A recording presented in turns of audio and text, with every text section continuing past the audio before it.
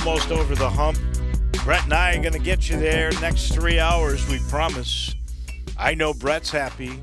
Cards are never going to lose another game. There just doesn't seem to be any question about that. Now it's at 10. Whoa.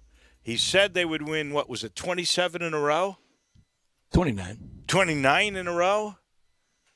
My gosh, you may be getting it. You asked for the Dow to go up yesterday. It did today. Oh boy, you control 338.80. You're just like amazing. Yeah, 343 today. We're back over 30. 338. 338. Mine says 343. Yeah, I'm going to take the extra 5. I will too. Always take extra. I love it. Like Sam Pittman's jukebox. Turn that damn jukebox up. There you go. Love it. What a gorgeous day. You know what else makes this a fantastic day? Now, I just want to know. Let's clarify and get this in stone right now before we do Friday football. I love us having stuff in stone. Yes, I do. This is big. So Chicago and Cleveland. You have claimed both those teams as your teams. We know. One's my AFC team and one is my NFC team. Well, I hate it for you this week, but you have to declare. This is the week you declare because you've got to be for one or the other. I'll declare it declaration time on Friday during Friday football forecast. Okay. That's fair. But you heard the news today, didn't you? Justin Fields what took so long? Is in. Well, it took an Andy Dalton. Did you see Ron Tillery on his Twitter account, his Justin Fields jersey, the orange jersey? No, I haven't seen it. Looks great. I'll have to go look at that. Looks great. I will tell you, and I heard Gabe Kuhn, he was questioning Matt Nagy and the whole thing with Dalton and why doesn't he just give it to Fields? And if you look at the numbers from the game in Cincinnati, Andy Dalton was pretty productive. Nobody wants Andy Dalton. Give the public what they want. I'm not saying that you're not going to Dalton sooner or later. But I'm the public saying, wants ice cream, sell them ice cream. They want asparagus, well. I'm going to wait for Dalton to fall, and then in comes Fields to the rescue. Now, Fields you wait for him to fall, and you be too far behind in the playoffs when he falls. That's what you're going to get with Andy Dalton's fall. No, you don't allow it to go that far. I mean, if he's not making things happen like he was against the Bengals. I'm going to quote Howard Cosell. Stop this atrocity now. Speaking of which, I've got a bunch of stuff I want to get to, but you've just got me. That was Cosell and Muhammad Ali's last fight against Trevor Burbick. Yeah, well. Have you watched any of the Ken Burns Muhammad Ali documentary? Dave, I'm sorry, I haven't. I saw Ken Burns being interviewed about it, and he may be the best documentarian of our time. He is. He's and not just sports. Oh, no. Not just Civil sports. War. The Civil War, which featured Shelby Foote from Memphis. And I will tell you, I still watching that. It was like Shelby Foote was at Shiloh. Yeah. Was but like he was at Appomattox Courthouse. I mean, it was like he knew those people. It was so well done. And I have not, Dave. I'm pretty sure I've got it taping, DVRing, and will. But like I told you yesterday, right now I'm locked in. All you have to do is either go to Channel 10 or PBS. And, they archive those things now, and you can watch them whenever you want to. On my computer. I want it on my TV. No, you can do it on your TV. I don't know how. This is 2021. I don't know how, Dave. I don't know how. Can I say this? Brian Dacus is laughing at you. It's not with you. He should be. I don't know how. I'm sorry. You don't know how to get a program on demand? Now, I've only seen one. I saw last night's Muhammad Ali. It was the 3rd episode. I'm going to watch them all. I mean, it is. If you want to know about those times, about the politics of it all, about racial relations, about it, and you know what? It shows his greatness, and it talks about his flaws. When he lost, we all have them. Norton, it was pointed out the first time They fought. He loses to Ken in San Norton. Diego. He gets his jaw broken. It points out he did not take him Wide World of seriously. Sports. He didn't train him, and it says 15 hours before he fought Ken Norton, he went to bed with 2 women. Okay. I'm not surprised. He was worn out. Yeah, I'm not surprised. And he also he looked at Ken Norton as he was at one time as a sparring partner of his. He had no respect for him, but he always bounced back. You know, the Sonny Liston side of it. I sure want to watch with Sonny Liston being from Far City, from St. Francis County. Sure want to watch that, and there's just no doubt that Sonny Liston took a dive. There's just no doubt. But Ali, Cassius Clay would have defeated him. So far in what you've watched, and I'm not worried about spoiler alerts, tell me what you've learned new, because in every Ken Burns documentary, you think you know a subject matter going into it, and then you come out of it going, I knew the Cliff Notes. Well, I learned so much.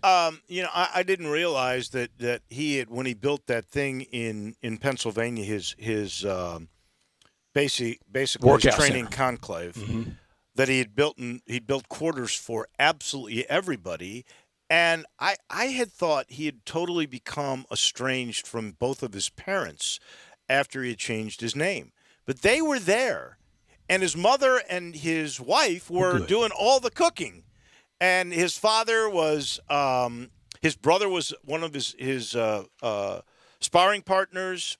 His father was very much involved in a lot of the activities of the camp. So that family stayed together as a unit. And he had his kids there all the time. He was not faithful to his wife or his wives, but he absolutely was family oriented. You're going to learn something in every one of those episodes. It was terrific.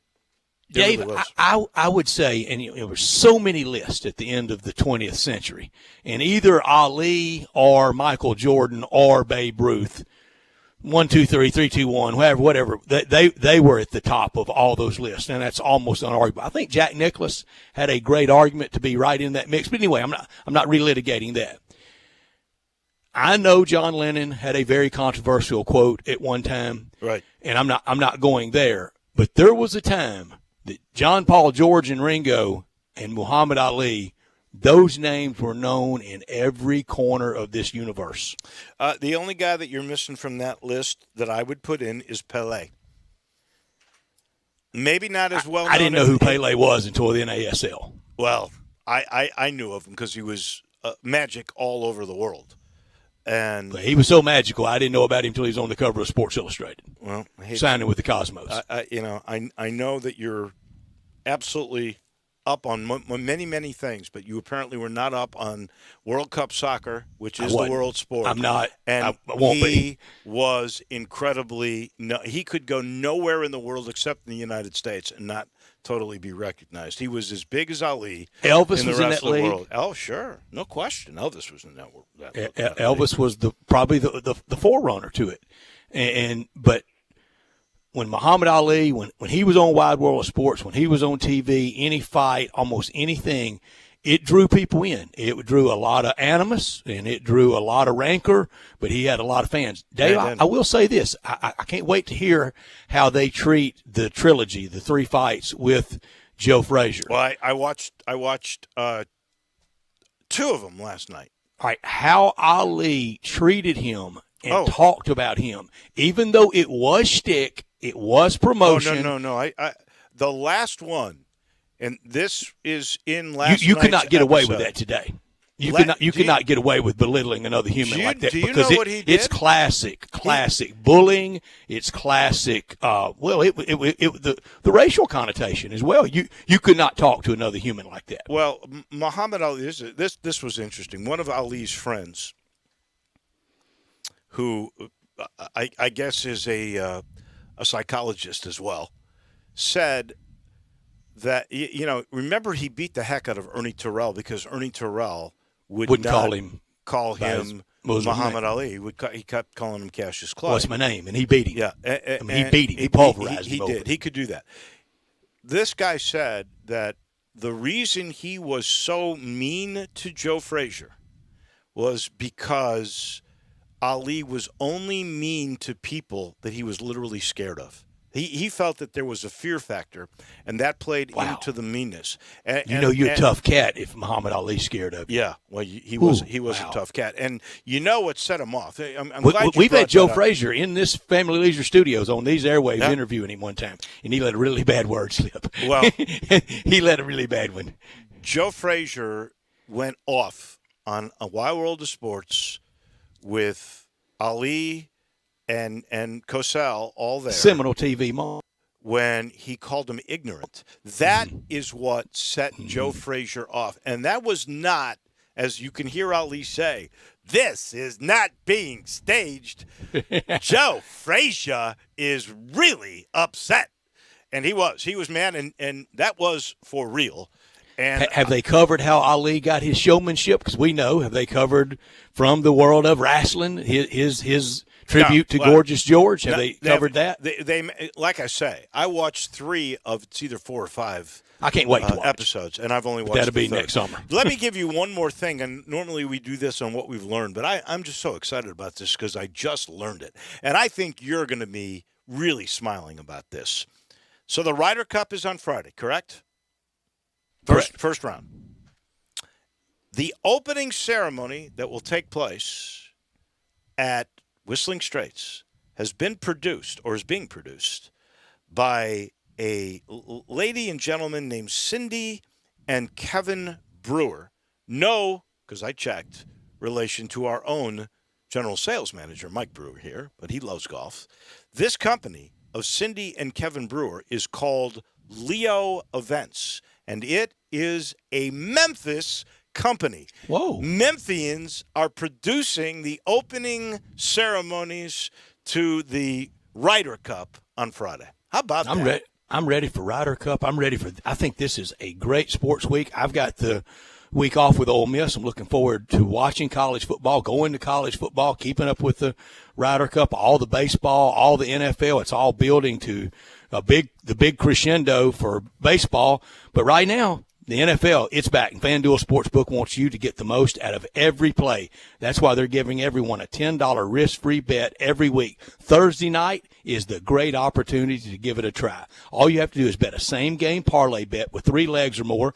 And if your bet doesn't win, FanDuel will pay you back up to $10. Here's what I like Thursday night. I like Carolina money line. I like the over 43, and I love Sam Darnold's passing yards for the first quarter to go over. Fast payouts, easy to use, safe and secure. America's #1 sports book. It's at FanDuel. Now, if you're new to FanDuel Sportsbook, you can also claim your 30-1 odds on either team to win in the Monday night game, Philadelphia and Dallas. Just sign up with promo code CASH, and if your first bet loses, you get up to $1,000 back in site credit. That's promo code CASH.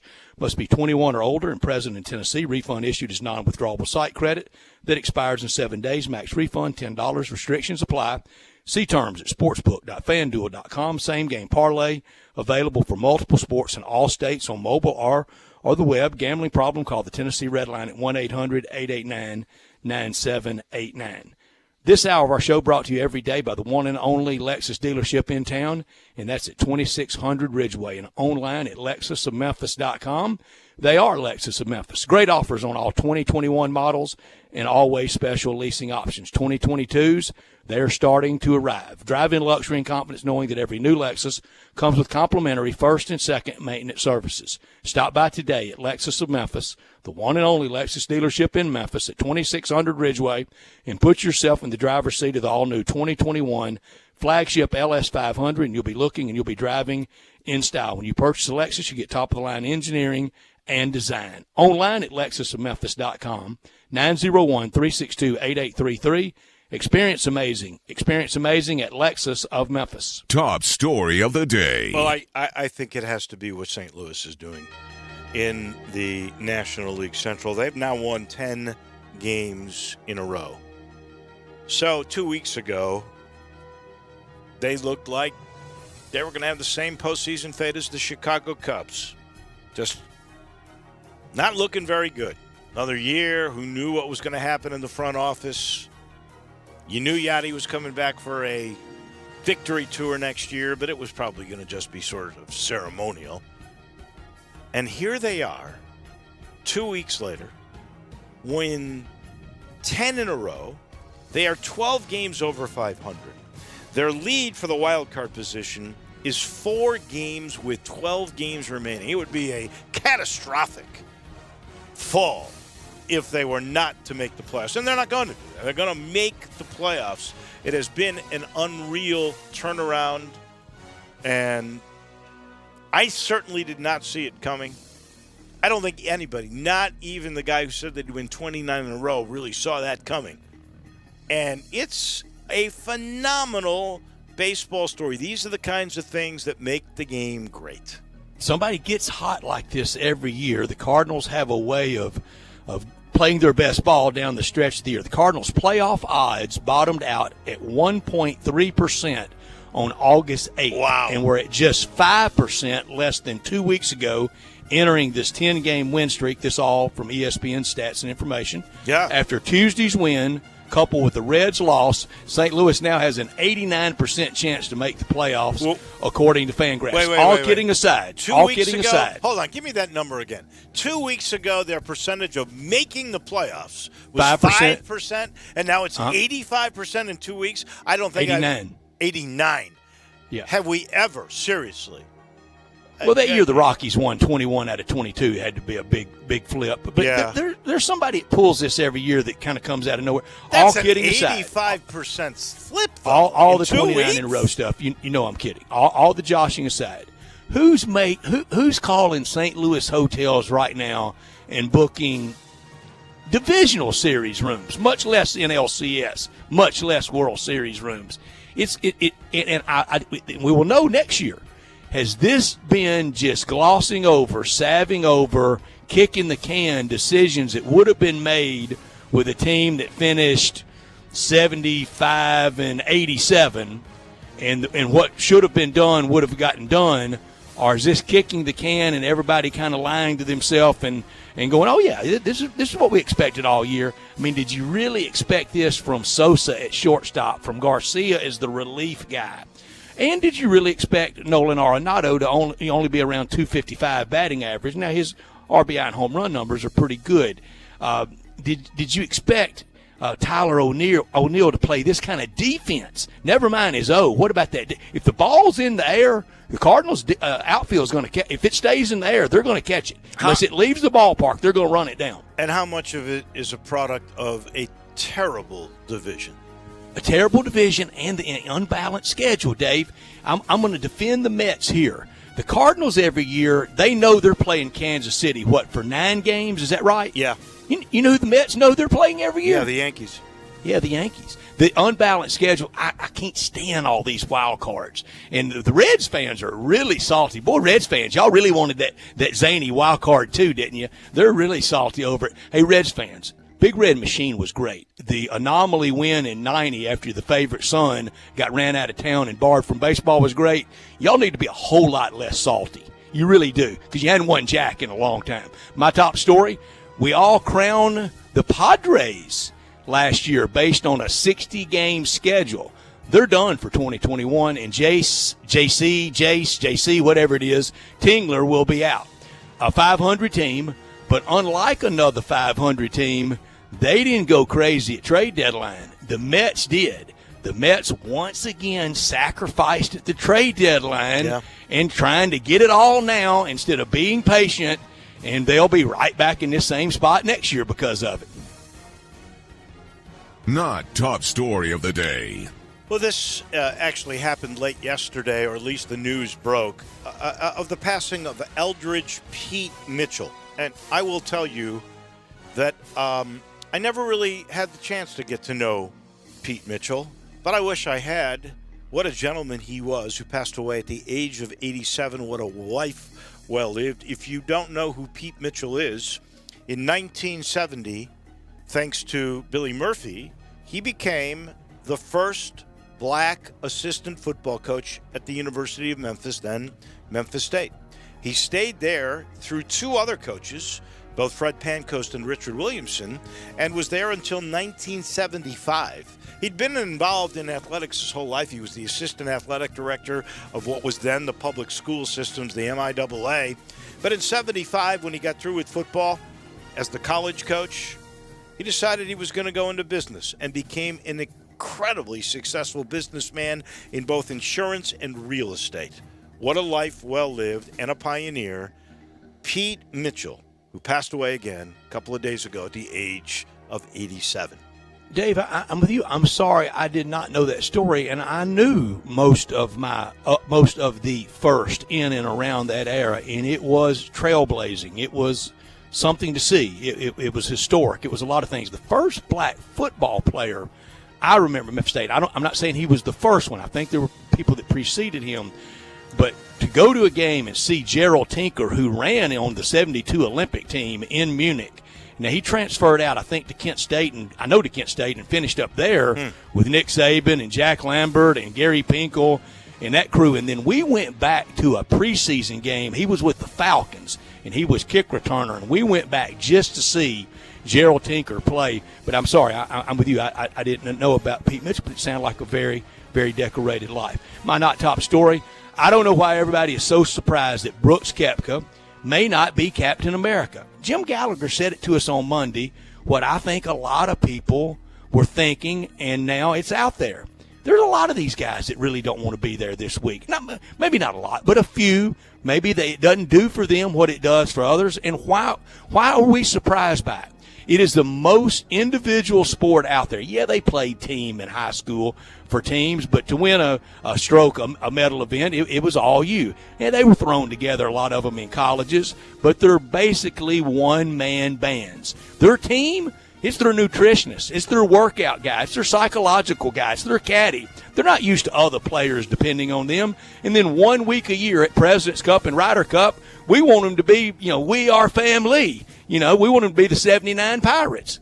It can't be. They're independent operators, and it's hard to make them be team guys for 1 week a year. Why do the Europeans have the ability to do that then? $1 zillion question. I just think if you're really not interested in being in it, tell the captain. Tell him. Don't pick me. But David Duval kind of did that 1 year and caught what. Well, got called un-American. Then take it, because that's what you're not un-American, but you don't want to be a part of it. Why hurt the team chemistry if your heart's not in it? Why hurt your team? That makes no sense to me. None. But I think you're right about that. We got a busy show coming your way, as we always do. We will pause for just a second, then we'll bring in our friend T.J. Reeves. He comes your way from Tampa. Barrett Jones on college football. There's a really cool thing. Remind me before today is out. Big Game Boomer.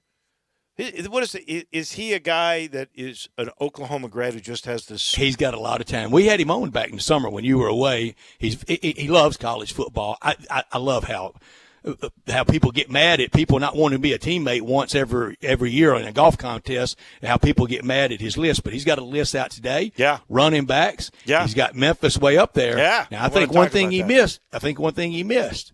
Who's got the best set of 3 running backs? That's Ole Miss with Jerrion Ealy, Henry Parrish, and Snoop Connor. Well, I was talking with Gabe as I was coming in here. We both questioned that, because I thought Connor has – I haven't looked at the stats, but I thought Connor had more carries than Parrish does, doesn't he? Parrish leading rusher right now on the team. Ole Miss averaging almost 8 yards a rush. What's the average for Matt Corral rushing the football? Pretty good. He's contributing to it, and he's running a lot, and he doesn't back up. And it's going to be it's a very physical line of scrimmage team. The offensive line is right now just playing so great. It's a symphony. It really is amazing, because he's got Memphis 14 with Thomas and Clark, and he's got I'm not sure how accurate that is. Who are the 2 running backs he has listed for the Tigers? Thomas and Clark. Okay. Drake Clark, he's got it as Rodriguez, and that is his name, but he goes by Drake. And then he's got I tell you who else could be up there is Arkansas. You guys at 20. He's got Traylon Smith and Dominique Johnson from Arkansas at 19. They really have 3. He's got Ulysses Bentley and Trey Siggers from SMU at 18. There's a lot of local stuff here. There's two or three teams in his top 50 from. I love some of the responses to him. really, his list made you that mad. Yeah, Twitter. the number one combo. Stay mad, Twitter. Do your thing. Is from the SEC. It's Auburn with Bigsby and Hunter. Oh, sure. I'll be honest with you. I like your tandem or your trio. And then you throw in Matt Corral. My goodness, what an! You could really argue a fourth with Kentrell Bullock at Ole Miss. You really could. I promise you could. The Ole Miss offense is a joy to watch. It truly is. And we're going to have to wait a week, and then we'll see if that offense can do what it has done against the great Nick Saban in Tuscaloosa. But that is next week's discussion. We'll talk NFL. We'll talk TJ Reeves here in just 1 minute. I am sitting here in the Family Leisure Studios and reminding you, and all you have to do is walk outside and see how beautiful it is. The fall stuff's coming in. You know, you could still do those beautiful outside play gyms in the fall. And again, they got a good price on them at Family Leisure. And again, I urge you, get it professionally installed. It saves a headache. It saves a lot of stress on you. And it's safe for the kids. And every kid I've ever seen, when they look outside and see one of those, they can't wait to get out there and play on it. It's fantastic, and there's good prices. The hot tubs, going fast. It gets cold, and we've seen a little chill. Felt when I got up this morning at 6:30, I felt fall. It's here. It is the first day of fall. And they know that. And that's why with hot tubs, they usually go up in price. Get them before they do. Get on over to I-40 and Whidden Road. Family Leisure, where family and fun come together. Back in a minute to Tampa we go. TJ Reeves is standing by. He is next. Greg Gaston and Eli Savoy take you through lunch from 10 to 1 weekdays. Only on Sports 56 and 98.5 FM. Brian Elder's Roofing Solutions. I'm Brian Elder, 867-0303. Hurricane season is upon us. Is your roof ready? Are your shingles laying down and sealed properly? Call me right now, 867-0303. They say you get what you pay for. That's why my opinion is free. Maybe you've got years of life left in your roof. If so, I'll tell you that. But if I find storm damage or a compromised roof system, I'll lay out some options for you. Don't let them tell you it needs to be replaced if it only needs a repair. Call me, 867-0303. Has your insurance company already seen it and rejected your claim? Maybe they're correct. Most of the time, they're not. They do tend to become more reasonable once I get involved, though. 867-0303. I'll measure your roof from outer space or BrianElderRoofing.com. Call 867-0303. Brian Elder's Roofing Solutions.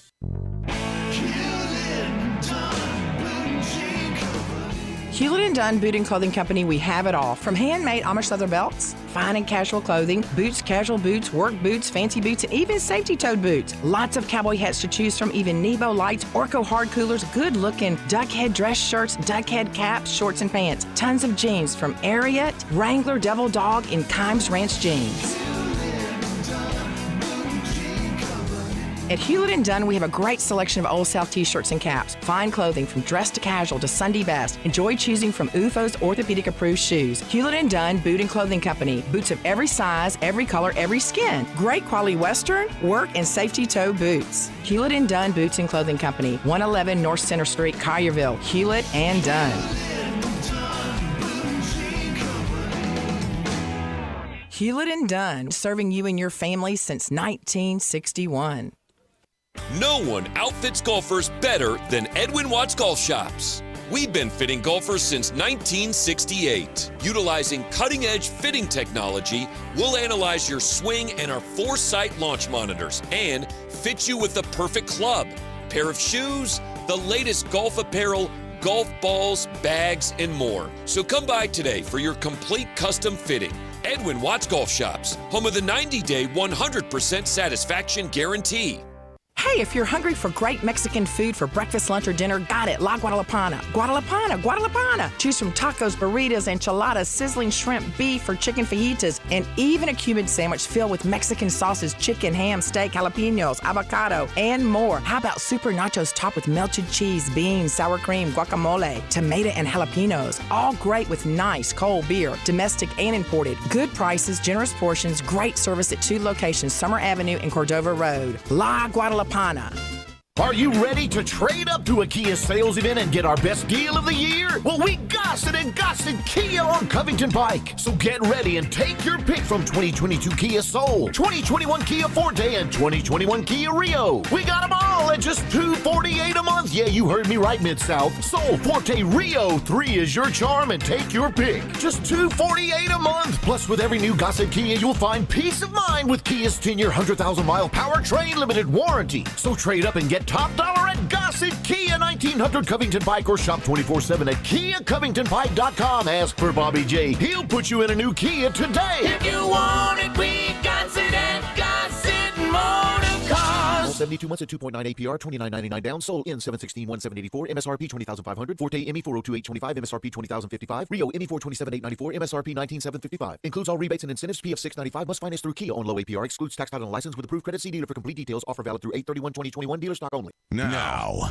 back to Sports Time on Sports 56 with Wolo and Stats. This hour of Sports Time is brought to you by Lexus of Memphis. Here once again are Dave Woloshin and Brett Norsworthy.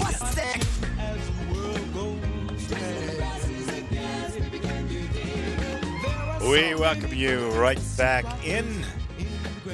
And always a pleasure to head to Champa, as he likes to say it. Our friend who is sideline reporter for the defending Super Bowl world champion Tampa Bay Buccaneers also is doing a bunch of national college football games, including, I think, in 2 weeks, Alabama and Ole Miss. So, he is going to see you, Brett, in yes, sir, Tuscaloosa.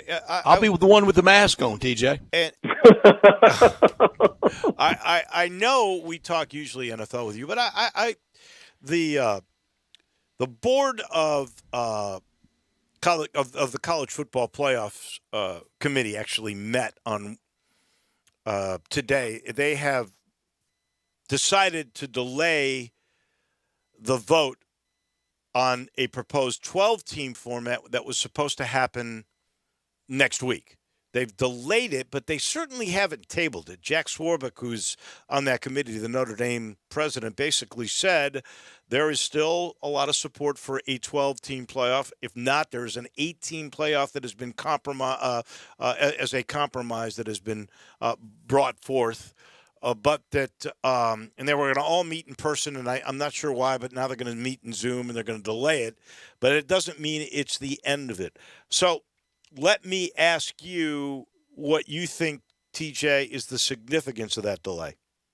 Well, first of all, good to be with you, and I'm looking forward to everything, including we'll come back around to a trip to Los Angeles for the Buccaneers in that new $5 billion complex in SoFi Stadium in Southern California. I will go and investigate that for you boys here coming this weekend. As for the college football, I can't say that nobody can say that this is a surprise, because clearly the other conferences outside of the SEC right now want to reevaluate all this after the Oklahoma-Texas stuff. And what it appears, again, is that ESPN is up to what they were up to before, which is how do we get bigger? How do we stay as powerful as we already are? They basically rule and run the sport. It's remarkable. It is remarkable as we sit in our collective professional lives that we don't know what game times are for the game 2 weeks from now or even the same week until days before, because ESPN dictates to all of the conferences, we will tell you when you're playing on that day, morning, noon, night, whenever it is. They basically dictate everything, including pre-conference matchups that have effect on the college football playoff, and, oh, yes, televising the playoffs. So I understand where there are several leagues like the Big Ten, the Pac-12, and now the Big 12 that has taken a huge broadside hit by Oklahoma and Texas leaving, saying, do we really want to go down the road with everything that ESPN wants here? And do we want something that may ultimately benefit the Southeastern Conference, particularly if they go beyond 16 teams, when they might? Would this benefit them even greater if they expand their conference further? I totally understand why they want to wait, is the point. And the Rose Bowl, once again, Yes. being a stumbling block, and that's putting it mildly. Well, but I mean, if you're them and you have played that game in that slot for 50-plus years, and it has always been part of the negotiation going back to the Bowl Championship Series and 25 years ago trying to straighten it out, we are playing January 1st at 2 Pacific or 2:30 Pacific, 5:30 Eastern time. That's when we're playing, and it's always been understood and accepted you're going to have to work around that. I can't say that I blame them for wanting to stick to their guns, and they may get two real allies in the Big Ten and the Pac-12 who will go along with, if this doesn't work out, we may break apart into different factions here, and our champions will go play the Rose Bowl, and we might declare our own champion just like we used to have split national champions for so many years. Could we? Good Lord, I hope we don't go back to that. I hope we don't go back to that either. That is for certain. Before we get to the NFL, Ryder Cup. Ryder Cup, Wow. Ryder Cup, Ryder Cup. Why do they like each other and we don't like each other, TJ? Yeah, why is there chemistry? I mean, I like with you, the TJ, and I Europeans? like Dave, and I like Brian, I like Jay Morgan. But how come our team can't get along with their team? Is sunshine and daffodils. I'm with you. I have been on this show, whether Wolo, and I know Wolo about to move back to the morning. Congratulations, Wolo going back into the morning. Brett now with Gabe and the lineup shuffle. But I have been on with you, Wolo, whether you've been on in the morning, whether you have been on in the afternoon. Yes. Whether you haven't done a night because you've done the Tiger games. Don't give him any ideas. Don't give him any ideas. No. You don't have to worry about that one. Wolo at night with a bottle of Chardonnay. That's just an nights and weekends. Don't give him any ideas. But we have done this pre-Ryder Cup interview numerous times on all of your shows, and I keep saying the same thing. 20. Which 10. is, does it mean as much to us as it does the European? This means a ton to them. Forget about money. Forget about status in other ways from your major championship wins. They look at this, and I thought Padraig Harrington was very interesting because he's played as a player several times. He's now the captain. Right. And they have already been talking so much, and I don't know how much you guys have talked about, putting the numbers on the bag, which is the number of players and what number are you in sequence that's played for the European team. And so that's what those numbers are on the European player bags. I'm number 58. I'm number 68. I'm number 77 that's played for Europe. It means that much to them. When you see the comments of Brooks Koepka, and there have been others along the way that are kind of like, if we don't win, we'll get them next time, or, how is this affecting my private jet and my endorsement money and the other things? It's not everything, but I think that's a big component as to why the Europeans continue to have success in this, and they've won 4 of the last 5.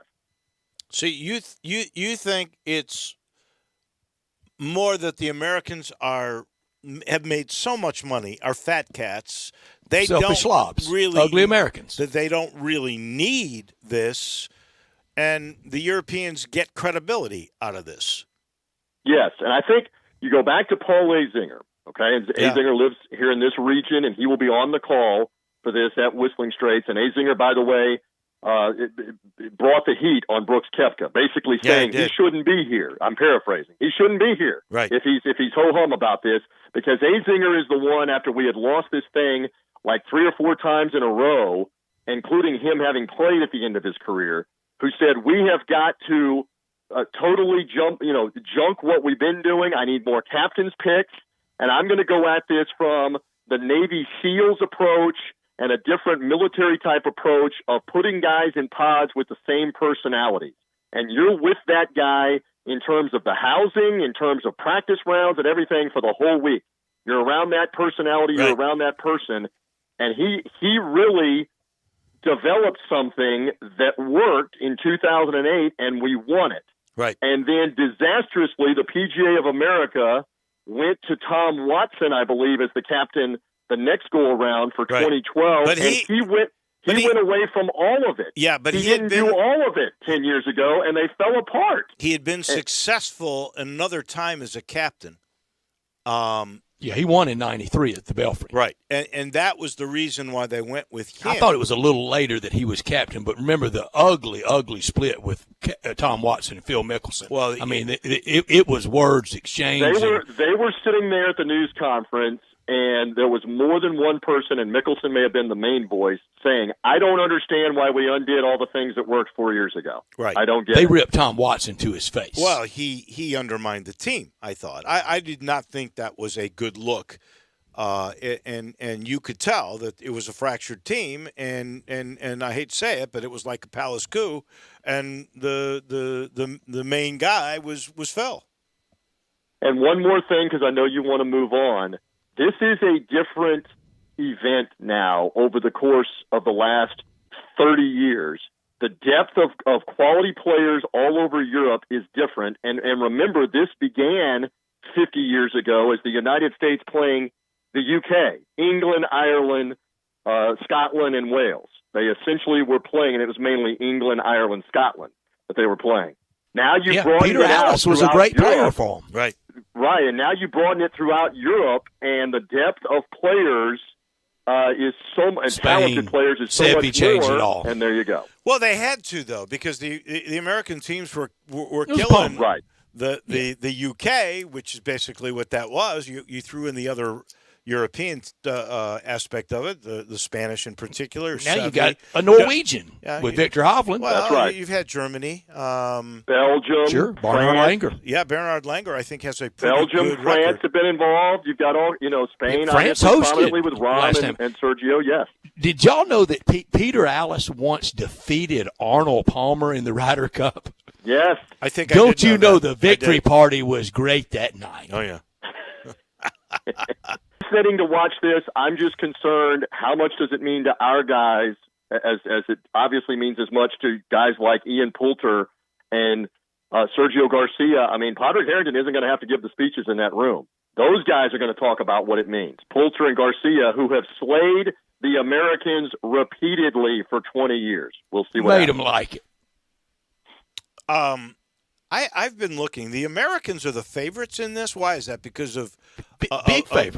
of home course advantage. I guess, but I mean, the home course advantage is set up like a European site. Long sleeves, pocket warmers, really difficult weather conditions. That's in the Euros wheelhouse. Well, not just that, but Whistling Straits, which I love. Don't get me wrong, but it is a links course. Exactly, Dave. CJ, why don't we have this thing at Southern Hills where we can play in short sleeves and play the ball in the air? Now, they're going to play it in the air at Whistling Straits. This is not going to be croquet, but the European team, they can play croquet or they can play badminton. They can play in the air or they can play on the ground. It'll be fun to watch, and I'm just thinking while you're talking, while I'm headed to L.A. Saturday morning on a long cross-country flight, I'm thankful that I apparently will have live TV and be able to watch the morning matches. Will we still be hanging in there Saturday morning at the Ryder Cup? I hope it's still competitive by Saturday afternoon. Let's hope so before you ever get to the singles matches. I definitely hope so. Biggest surprise for you so far NFL season? Quick.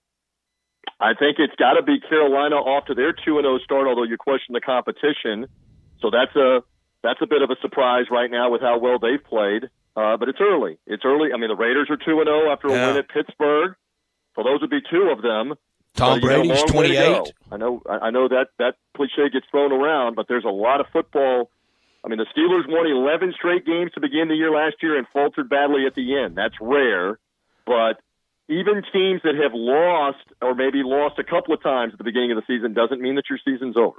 That's for sure. TJ, I think Tom Brady pulled the Mark Twain. I think he was born at 87 and worked backwards. Well, so far, again, I keep coming on with you guys. He still got it. 5 more touchdowns last week. 9 of them. No Buccaneer quarterback ever has thrown 9 touchdowns in the first 2 games.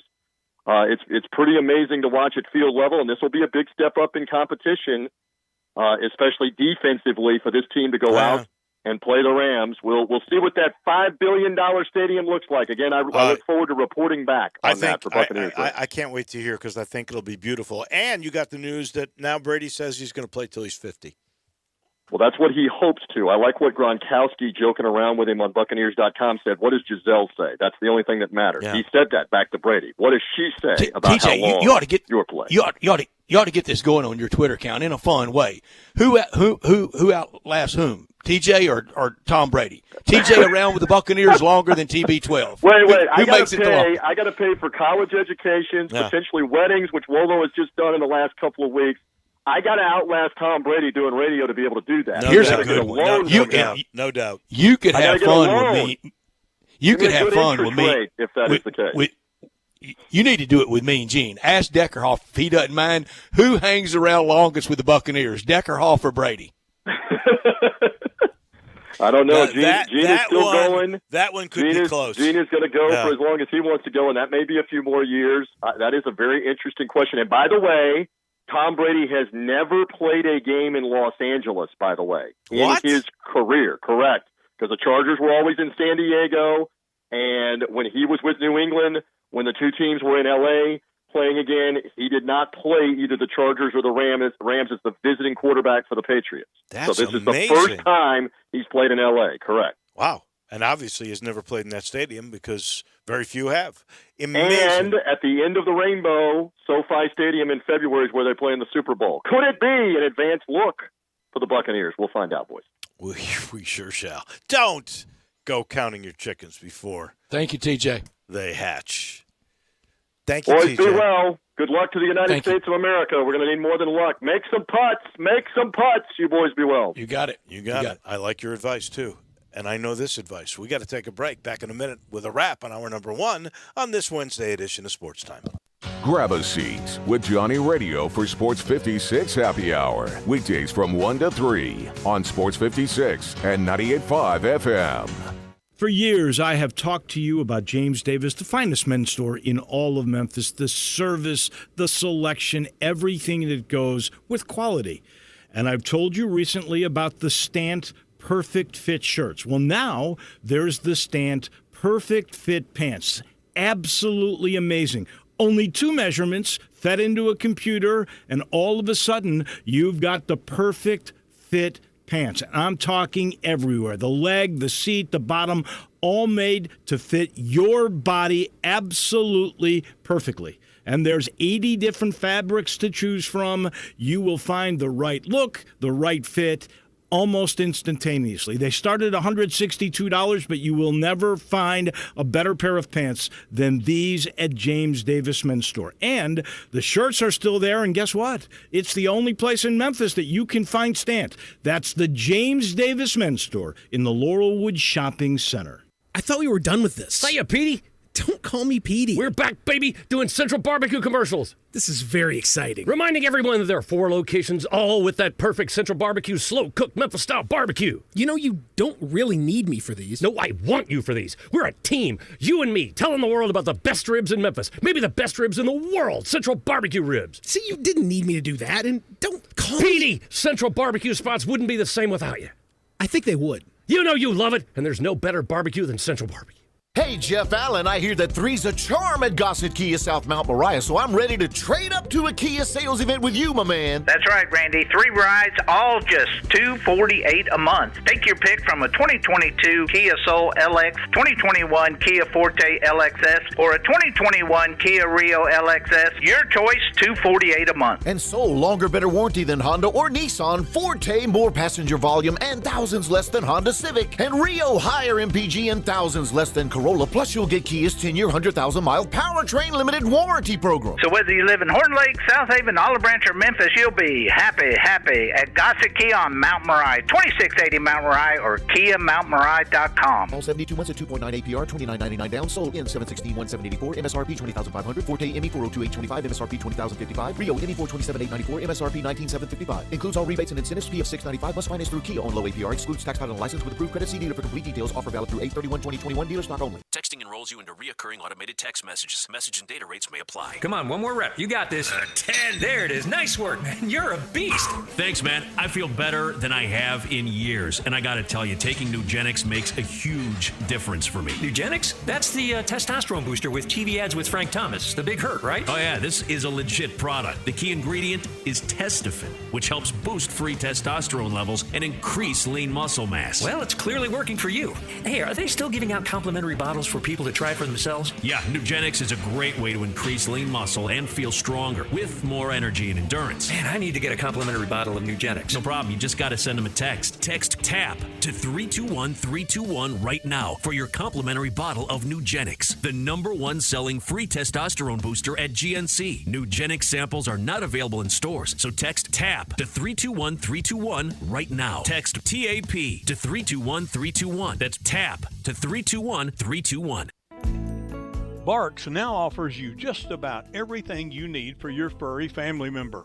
Daycare, luxury boarding, award-winning grooming, veterinary checkups, diagnostic services including digital x-ray, fluoroscopy and ultrasound, complete dental service, vaccinations, preventative care for fleas, ticks, and heartworms, and just about any needed surgical treatment. And did I mention that we treat cats and all types of exotic pets? We are the newest member of the Barks family and the newest, most high-tech veterinary hospital in the Mid-South. Located directly across the street from Barks and Recreation, we are a full-service hospital with a fantastic, experienced staff. If you're having problems getting a timely appointment at your current vet's facility, we are here to serve you. Call us at 901-979-8888. Barks and Medication. Excellence in veterinary care. Now, back to Sports Time on Sports 56 with Wolo and Stats. This hour of Sports Time is brought to you by Lexus of Memphis. Here once again are Dave Woloshin and Brad Norsworthy. We like to party.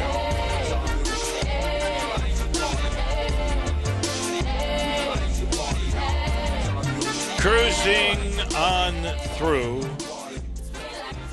our first hour on this incredibly beautiful Wednesday afternoon. Hope you're enjoying it as well. I think I'd like to be Mario Cristobal right now. You know, every year there's just one guy that seems to be the man in demand. That's the Oregon head football coach, in case you didn't know, and USC has him on top of their list. Now there's a story out of the Miami Herald. A reporter His there alma mater wants him. that is named Barry Jackson, who says through unnamed trustees that Manny Diaz is just about out. He's reportedly on very shaky ground, and that they would like to get Cristobal. They would be willing to pay him $7 million annually to entice him to leave Oregon, but there's a problem.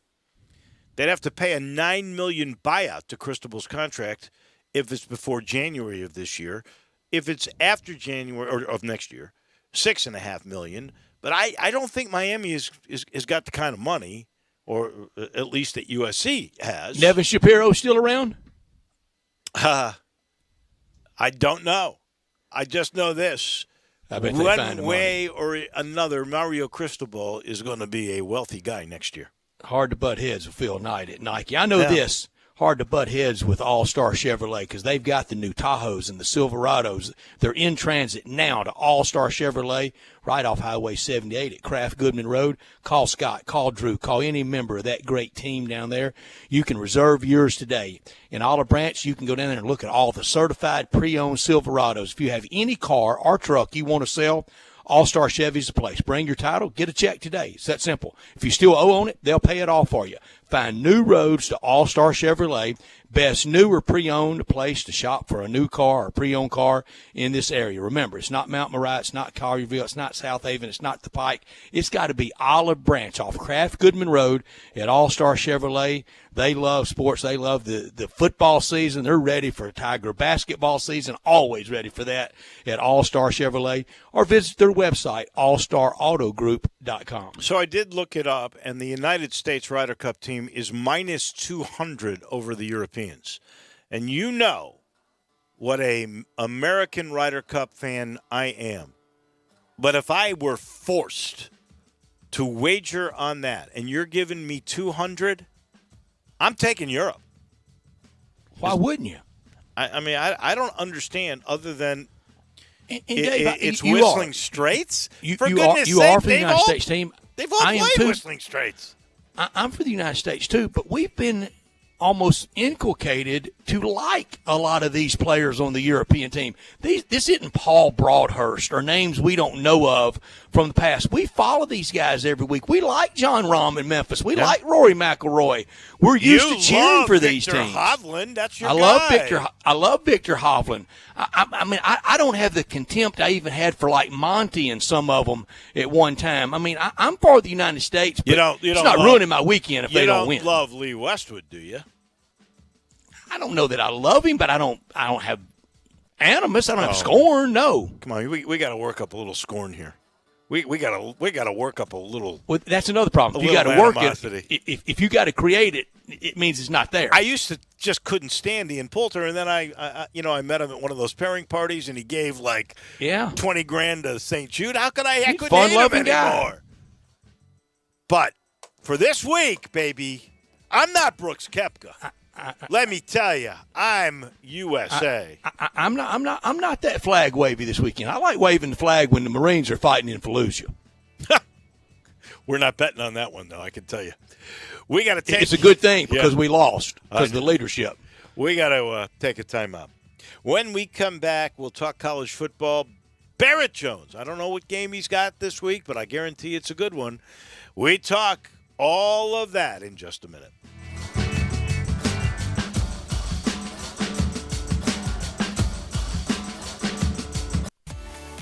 At Jason's Deli, when you're dining in or picking up curbside, you can expect wholesome food and no surprises, just delicious sandwiches, crisp salads, and quick quality meals made with the freshest ingredients and no artificial trans fats, MSG, high fructose corn syrup, or artificial colors and dyes. Around here, a lot of thought goes into what we put into our food and what we take out of it, because you're not just taking a bite, you're getting a taste of who we are. New items are constantly being created to expand our menu for all tastes and special diets with vegan and gluten-free options available. Convenience and on-time delivery you can count on. It's just a click away at jasonsdeli.com, so whether you need to feed 5 people or 5,000, the team at Jason's Deli, they have the credentials and the commitment to keep you satisfied. Freshness is nearby at Jason's Deli with locations at Ridgeway in the Park Place Center, Poplar and Highland, Germantown Road in Cordova, and on Goodman Road in Olive Branch. Jason's Deli. It's wholesome food and no surprises. Brian Elder's Roofing Solutions. I'm Brian Elder, 867-0303. Hurricane season is upon us. Is your roof ready? Are your shingles laying down and sealed properly? Call me right now, 867-0303. They say you get what you pay for. That's why my opinion is free. Maybe you've got years of life left in your roof. If so, I'll tell you that. But if I find storm damage or a compromised roof system, I'll lay out some options for you. Don't let them tell you it needs to be replaced if it only needs a repair. Call me, 867-0303. Has your insurance company already seen it and rejected your claim? Maybe they're correct. Most of the time, they're not. They do tend to become more reasonable once I get involved, though. 867-0303. I'll measure your roof from outer space or BrianElderRoofing.com. Call 867-0303. Brian Elder's Roofing Solutions. It's football time in Memphis, and if you or someone you know is thinking of selling their home, it sure better be home selling time in Memphis.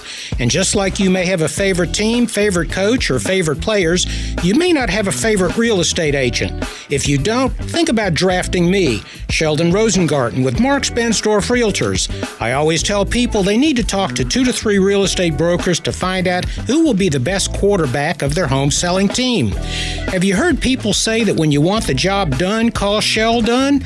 Find out why my award-winning, highly successful strategic marketing program with the Shellbucks option can mean the difference in whether you sit or sell. Also find out how to take advantage of our worldwide relocation network. Call or email me at 682-1868 or memphisrelocate.com. That's Sheldon Rosengarten at 682-1868 or memphisrelocate.com. Do it now and go Tigers. Progressive's Home and Auto Bundle Extrava Festa Save-a-thon, the annual year-long event for saving big on home and auto insurance. These savings are available up until and straight through Labor Day, Halloween, Grover Cleveland's birthday, Taco Tuesday, the anniversary of the moon landing, White Chocolate Day. The sale literally never ends. You can come on Jupiter's Ascension, National Pisces Day, but not Leap Day. Just kidding. We're doing Leap Day because every day is perfect for saving money with a home and auto bundle only at Progressive. But for real, we're not doing White Chocolate Day because white chocolate is gross. Progressive Casualty Insurance Company and affiliates. Discounts not available in all states or situations. Hey, Jeff Allen, I hear that three's a charm at Gossett Kia South Mount Moriah, so I'm ready to trade up to a Kia sales event with you, my man. That's right, Randy. 3 rides, all just $248 a month. Take your pick from a 2022 Kia Soul LX, 2021 Kia Forte LXS, or a 2021 Kia Rio LXS. Your choice, $248 a month. And Soul, longer, better warranty than Honda or Nissan. Forte, more passenger volume and thousands less than Honda Civic. And Rio, higher MPG and thousands less than Corolla. Plus, you'll get Kia's 10-year, 100,000-mile powertrain limited warranty program. So whether you live in Horn Lake, South Haven, Olive Branch, or Memphis, you'll be happy at Gossett Kia on Mount Moriah, 2680 Mount Moriah, or KiaMountMoriah.com. All 72 months at 2.9 APR, $29.99 down. Sold in 716,174. MSRP $20,500. Forte ME $402,825. MSRP $20,055. Rio ME $427,894. MSRP $19,755. Includes all rebates and incentives. PF $695. Must finance through Kia on low APR. Excludes tax title and license with approved credit. See dealer for complete details. Offer valid through 8/31/2021. Dealer stock only. We are Sports 56 WHBQ Memphis and W253DF Memphis, Flynn Broadcasting Stations. Now, more of Sports Time on Sports 56 with Wolo and Stats. This hour of Sports Time is brought to you by Homer Skelton Hyundai. Here once again are Dave Woloshin and Brad Norsworthy. We talk college football at 4 o'clock on Wednesday during college football season, and we do it with Barrett Jones, All-American, All-SEC, national champion, scholar athlete, played all 5 positions. Trying to think what else he did. He did a lot, and it's brought to you by Bellyacres, and we appreciate them. Bellyacres' motto is City-fied, Farm Fresh. The goal is simple: provide a fun, unique farm-to-table experience for the entire family. 2 great locations. Another one coming really soon. The 2 locations now, Regalia at 6130 Poplar and in Overton Square at 2102 Trimble Place. Overton Square hours, Sunday through Thursday, 11 a to 9 p.m., Friday and Saturday, 11 a.m. to 10 p.m. In Regalia, Sunday through Thursday, 10:30 a.m. to 9 p.m., and Friday and Saturday, 10:30 a.m. to 11 p.m. Bryant Dacus and I are meeting for lunch in the Overton Square location on Saturday before we go to the Tigers game. I suggest you join us, everybody. Please do. Signature burgers are made from 100% grass-fed beef, sandwiches, salads, and the best milkshakes anywhere.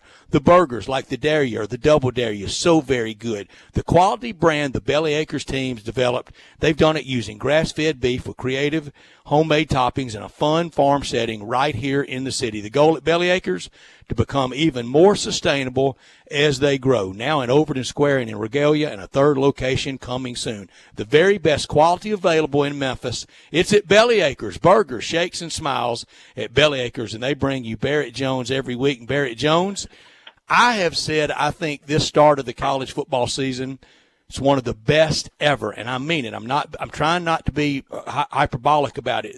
These games, these upsets, these thrills, these chills, if the last weekend in September closes out strong, I think we've nailed it in college football. Good afternoon. Well, how are we doing, bro? You must like parity in that case, I guess. I don't mind it. As many upsets, and I saw a bunch of stats, and I can't remember them right now, but it's the most upsets, I think, of the top 25 ever so far in through 3 weeks or whatever. So you're right on that we've had a lot of upsets and a lot of parity. And you know what? It's been a lot of fun. And I think we remember every year, and especially this year, just how awesome college football is, especially once the fans are back. I mean, last year was good. I'm glad they played the season, but the difference is pretty awesome. And I think it's also led to some pretty exciting games. Last week, Alabama had some rare nail-biting times. They did actually pull it out. I thought Nick Saban, who, usually when they win big, he's not as kind to his players as he is when they just get one through.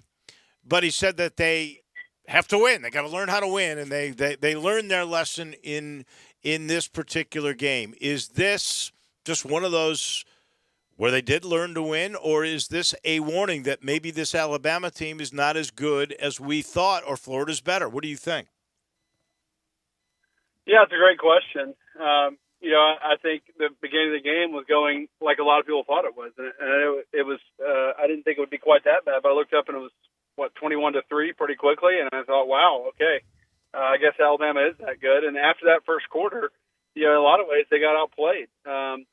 I think it's a lot of things. Learning how to kind of put your foot on the gas pedal was clearly one of them. They kind of took their foot off the proverbial gas pedal. But probably the biggest surprise to me was the run defense. That was shocking to me. I really thought this Alabama defense was going to be the best defense in the country, and I still think they have the tools to be a very elite defense by the end of the year, especially. But that was very surprising to me to see the way that Florida ran the ball consistently on Alabama's defense, and I didn't see that coming, and I think that certainly is something that could be a cause for concern down the road. I mean, certainly you got to remember that at the end of the day, even though they do play for Alabama, they're still human beings, and you're talking about a redshirt freshman or whatever his official classification is, a very young quarterback. Classifications, by the way, are so hard now on our cards. Like we have all these 6-year seniors and no kidding, third-year freshmen seniors. and all these. I mean, it's just like it's very confusing. So whatever Bryce Young is, a very young guy who is only starting his, I think, third game. So yeah, there's a lot going on, and the fact that they went in there and got a win, I still think they're really good. I think it's like a lot of things in college football. You're seeing some overreaction. Now people are saying Alabama's not that good. I think they're still very good. I don't think they're unbeatable, but they certainly are a good team that have all the tools to be playing excellent football by the end of the year. I wish a lot of these people that they say they don't think Alabama's that good would have to go and play them. Yeah, no doubt. There's been a lot of people. That's been a popular take these last few weeks. Alabama's not really that good. And I should answer the second part. I do think. Look, I've talked on the show many times. I think Dan Mullen is a fantastic football coach. I really do. I think he's, as far as developing players, getting the most out of them. I think he does a great job. I really do. So, yeah, I think he had a great game plan and stuck with his game plan. Didn't panic when they were down. And, I thought they played their best game of the year, Florida. And so, I think they certainly can use that as a launching off point to continue to play better down the road. Last couple of years, you've done a lot of big national games, met a lot of big national coaches. And so I want to pick your brain in regards to if you were in a position with the news today, Manny Diaz is on shaky ground at Miami, and Mario Cristobal's name has come up for the Miami job, but it has come up for the USC job. If you were an AD and you had to pick a football coach, and it can't be Nick Saban or Dabo Swinney, who's the guy that you think is the next great one that you would try to hire? Oh, man, that's hard. That is really, really hard. Goodness. Can't be those two guys. Right. I think obviously Lincoln Riley would be a good choice. I mean, he's done a fantastic job at Oklahoma for a young guy. I mean, look, I think one guy who honestly does not get enough credit in my eyes is Kirby Smart. I mean, I know they've had some really brutal losses and some big moments, and I know Georgia has all the tools to be successful. But look, he's still done a fantastic job at Georgia. I mean, goodness, really, really great job. So, I really don't know. I think Mario Cristobal is a good choice. I like him also. I'll say I've seen some of the James Franklin rumors. Yeah. I'm generally not quite as high on James Franklin as some, I'll say. But man, that's a tough question. I would need to think through all the coaches I've been around because there's a lot of good ones. But those are probably the ones that initially come to mind. And look, I think this is not a sexy pick, but I mean, obviously Jimbo is a guy who's proven that he has some experience and as far as winning a national championship. So, I think we talked about this on the show a few weeks ago. There's only a few guys in college football that have actually won a national championship. And now that Les Miles is not there, there's even one less. I'm trying to remember who they all are, but it's an interesting trivia question if you're sitting around. The one people usually miss is Mac Brown over at North Carolina. Right. Yeah. Well, you got Mac, you got Dabo, and obviously Nick Saban. You've got Jimbo Fisher. And Jimbo. That's it. Is that it? I think that's it. Well, you got you got Ed Coach Orgeron. You got old Ed, Orgeron. Zany Ed. So how do we forget him? How do we forget him, Barry? We do have Ed Orgeron. Barry, I love Pat Fitzgerald, but I don't think anything's ever getting him out of Evanston at his beloved Northwestern. There are some guys out there that's put in some coaching. What Gary Patterson's done at TCU, I so appreciate. I mentioned what Stoops at Kentucky, what he's accomplished, what Fickle at Cincinnati, what he's done. Tom Allen at an Ultimate Basketball School. I think there's a lot of really good coaching going on. Did you play for Mario Cristobal? Was he at Bama when you were there? I did not play for him, but I do know him pretty well. Okay. And I have a lot of respect for him. I think he's a tremendous coach, and I think he's a great leader and motivator, and really does a great job of setting the tone for his program. So I love Mario your two Cristobal. offensive line coaches were Pendry and Stoutland. Is that right? That's right. Yep, that's right. I think Cristobal would be I just can't imagine. You got to think about big picture. Are those drastically better jobs? You definitely can make that argument with USC, that USC is a drastically better job. I just don't know about Miami. I'm not sure if that's a drastically better job than Oregon. Especially with what Oregon's been the last few decades. They've had some good football teams there, and I would imagine Mario Cristobal somewhere along the way is either going to get a new job or a massive raise. Either one would be probably pretty good for him. Right. I can't imagine that Phil Knight wouldn't put up a fight to keep him in Eugene. I agree. I think it is also interesting when we talk, everybody talks about, well, the new hire's got to be a sexy offensive guy, right? I mean, that's what Memphis did with Fuente and Norvell. And even though he's a line coach, I mean, he's an offensive guy, Ryan Silverfield. But we always forget the two best coaches in the game right now, Belichick, Saban, both defensive guys. No, there's no doubt. And Brett, we've talked about this before. I think there are a lot of really good defensive coaches over the last few years who've gotten passed up, for head jobs because of that. I'll tell you a sexy kind of pick that I think will be a head coach in a few years is a guy who actually used to be at Memphis, and that's Dan Lanning, the defensive coordinator at Georgia. I think he's done a really good job at Georgia, and I think he's a name you'll hear probably as a head coach at some point. There are there's definitely a lot of good young names out there who I think have the potential. I'll just give you some other left field things I always think about. I wonder if the offensive coordinator for the Dallas Cowboys, Kellen Moore, would ever consider coming back to college football, because I think he has done a fantastic job. A very young guy, he's about my age, and he is a guy who probably will be an NFL head coach if he hangs around long enough there. If he doesn't want to be a college coach, so.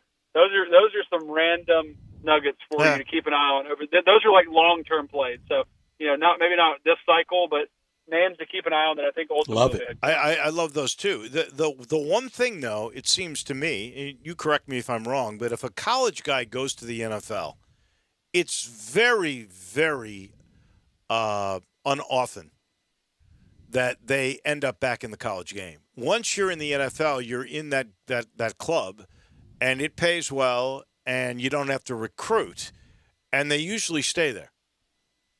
No, you're right about that, and I've heard through the grapevine that might even more so be the case with the good coaches to some degree with all the NIL stuff. I've just heard that and portal. A lot of the coaches are thinking man, this is exhausting to have to do the portal, NIL, recruit all the time. I might want to go try the NFL. So it wouldn't surprise me if we see some more coaches make that jump and try to be successful. Barrett, you grew up here. You know the University of Memphis football. You've known the challenges that it presents it for the University of Memphis through the years. We've watched it really evolve over now 4 coaches. I think you can firmly put Ryan Silverfield as having made it with Fuente, with Norvell, with now over 3 coaches. I think you can certainly put him in there. They keep it rolling. They keep it going with speed. We know Shelby County and West Tennessee produces speed. It's fun to watch Tiger football fans turned on, and you know what rings their chimes, and they got to ring them Saturday, and it wasn't any cowbells ringing. An SEC win is special for them, isn't it? Well, there's no doubt, and it definitely was not without some excitement there. there was a lot going on in that game, and it was a lot of fun to watch. And I obviously, even though I covered the SEC a lot, I was really excited for Memphis, and I love Ryan Silverfield, another O-line guy, a big fan of his. And so, yeah, I thought it was outstanding for the city. And like you mentioned, Brett, I mean, Memphis football is something that you can be proud of as a Memphian, no matter who you root for. You can be proud of the product they're putting on the field and the effort they're giving. Those guys are giving incredible effort, and you can tell they have a lot of pride in what they're doing. I think that is a huge part of any football culture. When you turn on the tape, you want to see a team that has an identity and a team that really takes a lot of pride in what they do. And Memphis certainly has both of those, and they proved it with a huge SEC win. Anytime you get an SEC win, it's a big deal. So I was extremely pumped for those guys. I know that hard work pays off, and especially to get some highlights and to be a game that everyone was talking about for many different reasons. That had to be a lot of fun for those guys. You mentioned Memphis and speed, Brett, and I don't know that there's a better combination of that than Calvin Austin, because this little guy was not even a two-star player. He came from Harding. He was a great high school player, but he's a little guy. He does have world-class speed. And here's the one area, and I've talked with Ryan Silverfield about this. Memphis has this preferred walk-on program. And you could say, like Alan Cross and Joey Magnifico, even a guy now who is the hard blue-collar worker on short yardage distance, Marquavius Weaver, that they were misidentified when they were in the pool of recruits because they didn't get offers. So they had to become walk-ons, and then they become great players. Alan Cross, Anthony Miller, obviously, who becomes a high first-round draft choice. But I think there's something for development that needs to be talked about with these Memphis coaches, starting with Fuente and Norvell and with Ryan Silverfield, that they take these guys. And Calvin Austin, he couldn't run the routes correctly. He didn't have the hands that he has now. It took some development for this guy now to become a great player. And I think he has become a great player. Development is critical. And you've seen that, Barrett, throughout your career, high school and at Alabama. Well, there's no doubt. I mean, I think there's a lot of instances of great coaches who, of coaches who were not able to develop really good players and talented guys, and they haven't lived up to the expectations. And, all the great coaches know how to develop. And especially, when you're recruiting at a school that's not going to get those 4- and 5-star guys, you really have to have that as a coach. You have to be able to develop guys. And I think you have to be able to identify people in recruiting who fit your system well, because it's not always about just finding guys who are 4- or 5-star. Not every school can go recruit those guys. And so you got to go out and you got to find guys that fit well with what you're trying to do. And Memphis and a lot of other schools have done a great job of that. All the schools that have been successful, with a little less quote unquote talent, at least from the, recruiting ranking perspective. So yeah, it's hugely important. And it's hard to find a school that's done a much better job of that than Memphis, and the way they've performed and produced not only college talent, but NFL talent. I was talking with a guy today. It's pretty unbelievable how many Memphis running backs are in the NFL right now. I mean, you think about all the guys making impact, from Darrell Henderson to Gainwell to the Washington running back. Gibson and Pollard. Yeah, there's 5 or 6 guys.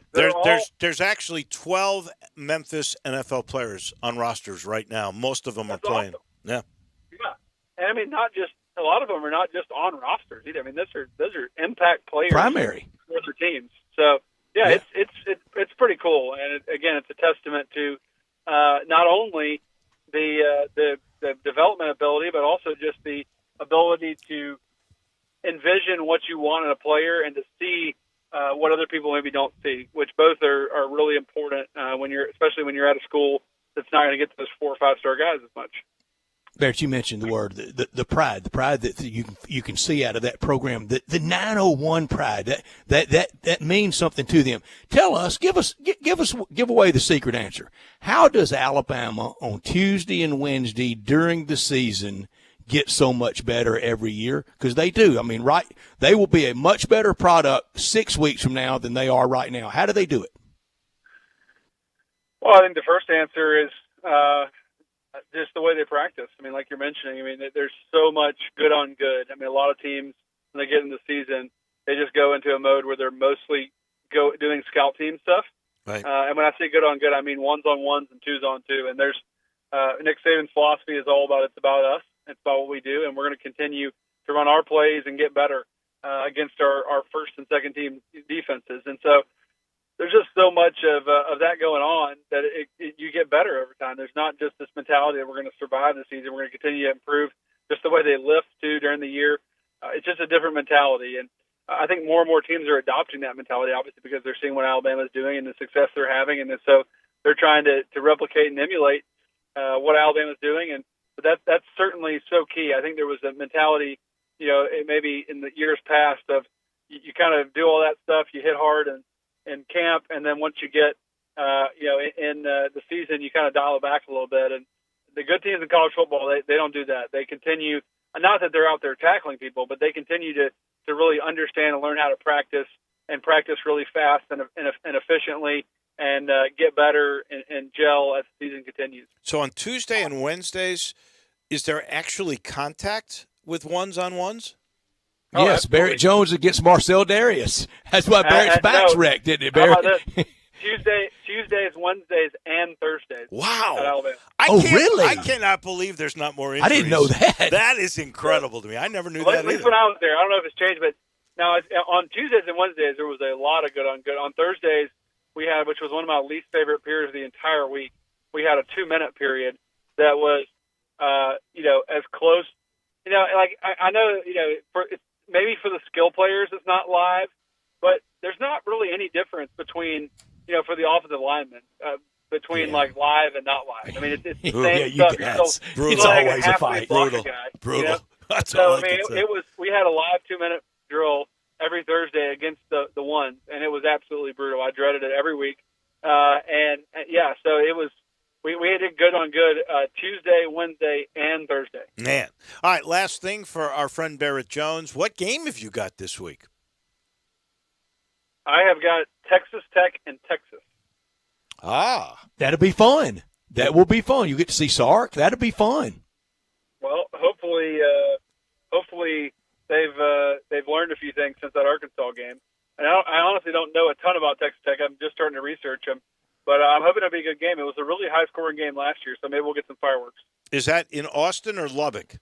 It is in Austin. Oh, that's right. much better. I'll be down there eating some brisket. Yeah. Yes, sir. You have a great time, and there is. I'm trying to remember the Mexican place. It's a fairly new place that I went to in Austin. There's so many. It is so fantastic. Oh, you went to that Mexican restaurant in Austin? Yeah. I know What a which one shocker, you're huh? Yeah.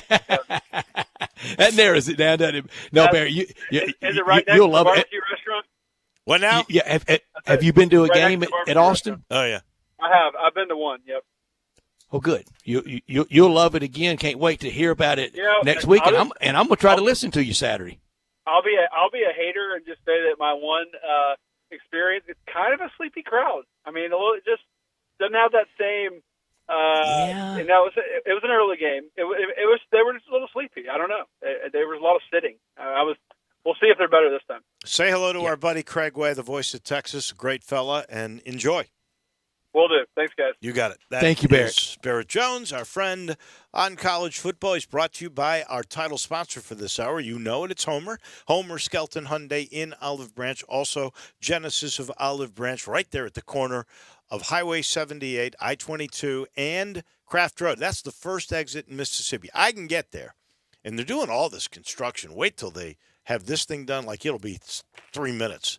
I get there really quick. And I turn left at Craft Road, and then I enter what I think is the standard for the way car business should be done. You're going to be met by a salesperson. A guy like Rick Fink's going to come up to you. He's going to take care of you. Then you're going to meet John Burnside, David Richardson. This is finance. These guys are going to make sure that you are eligible for everything that is there to be had, and they find a million different things for you.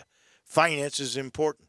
Then They just make it joyous to get a new car. And when you're going to buy a Hyundai or you're going to buy the luxury of a Genesis car, it should be a pleasurable experience. And I promise you, that's the way it is at Homer Skelton Hyundai and Genesis of Olive Branch. So you got the sales team, you got the finance team in place. What do they take care of your car? And they do that. Every new car gets a 3-year, 36,000-mile maintenance package. And we know it's durable because the cars are guaranteed for 10 years. You get a 10-year, 100,000-mile limited powertrain warranty. Please go see my friends. You will thank me later, I promise. This is the way car business should be done when you walk into Homer Skelton Hyundai and Genesis of Olive Branch. Back in a minute. We're halfway home on this, the Wednesday edition of Sports Time on Sports 56. You have opinions? The knowledge that I have matters. We want to hear them. Call or text us on the AutoZone listener line at 360-8255. That's the AutoZone listener line at 901-360-8255. Get in the zone, AutoZone. It's finally time to get out of the house. So make sure you stop by Family Leisure with great prices on in-stock and incoming products. Keep the kids active with play gyms, in stock, ready for delivery. And by the way, installation from the pros, I always recommend that. Markdowns on remaining game room products and those beautiful massage chairs. And the hot tubs, they're going fast. Get out of the house and get to Family Leisure. Wooden Road and I-40, where family and fun come together. Texting enrolls you into reoccurring automated text messages. Message and data rates may apply. Come on, one more rep. You got this. 10. There it is. Nice work, man. You're a beast. Thanks, man. I feel better than I have in years. And I got to tell you, taking Nugenix makes a huge difference for me. Nugenix? That's the testosterone booster with TV ads with Frank Thomas. The big hurt, right? Oh, yeah. This is a legit product. The key ingredient is Testofen, which helps boost free testosterone levels and increase lean muscle mass. Well, it's clearly working for you. Hey, are they still giving out complimentary bottles for people to try for themselves? Yeah, Nugenix is a great way to increase lean muscle and feel stronger with more energy and endurance. Man, I need to get a complimentary bottle of Nugenix. No problem. You just got to send them a text. Text TAP to 321-321 right now for your complimentary bottle of Nugenix, the #1 selling free testosterone booster at GNC. Nugenix samples are not available in stores, so text TAP to 321-321 right now. Text TAP to 321-321. That's TAP to 321-321. Farmers want to make sure you got your favorite things covered and will give you a discount for doing it. Their auto multi-policy discount gives you up to 45% off your auto insurance for bundling policies like boat, motorcycle, RV, home, and life. It's just one of the many ways that you can save with Farmers. Call Daniel Chad Gallen at 901-235-1176 to learn more or get a quote. We are farmers. Bum, ba-dum, bum, bum, bum, bum. Not available in every state. Only available with select Farmers branded policies subject to terms and conditions. Underwritten by Farmers Truck or Fire Insurance Exchanges, Farmers New World Life Insurance Company or affiliate. You've heard of James Gaddis Jewelers, but have you heard what they've done lately?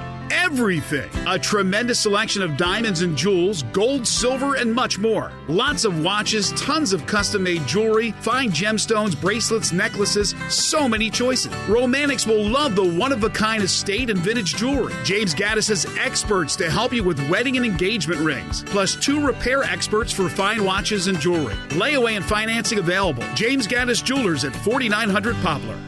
The bridge is open. Now it's really easy to take the 15-minute drive to Cypress View Golf and Recreation and enjoy the spectacular upgrades made to the clubhouse and golf course. The fairways are looking great and the greens are better than ever. No traffic, no excuses. If you're tired of paying greens and cart fees, Cypress View has a membership that includes unlimited golf, cart, range balls, and more. A family membership is just $199 per month plus tax. Members also have access to the Olympic-sized pool, fitness center, and tennis courts. The golf shop is stocked with FootJoy apparel, Titleist bags, and equipment. A huge selection of Puka headwear and more. Cypress View Grill has a wide selection of choices from burgers to brats, Phillies to quesadillas, flatbreads to oven-fired pizzas. You're covered from golf to goods to grub. And now Cypress View has a beer license, so grab a cold one in the grill. See why Cypress View Golf and Recreation is one of the fastest growing clubs in the Mid-South. Call 870-739-6305 or visit online cypressviewgolf.com.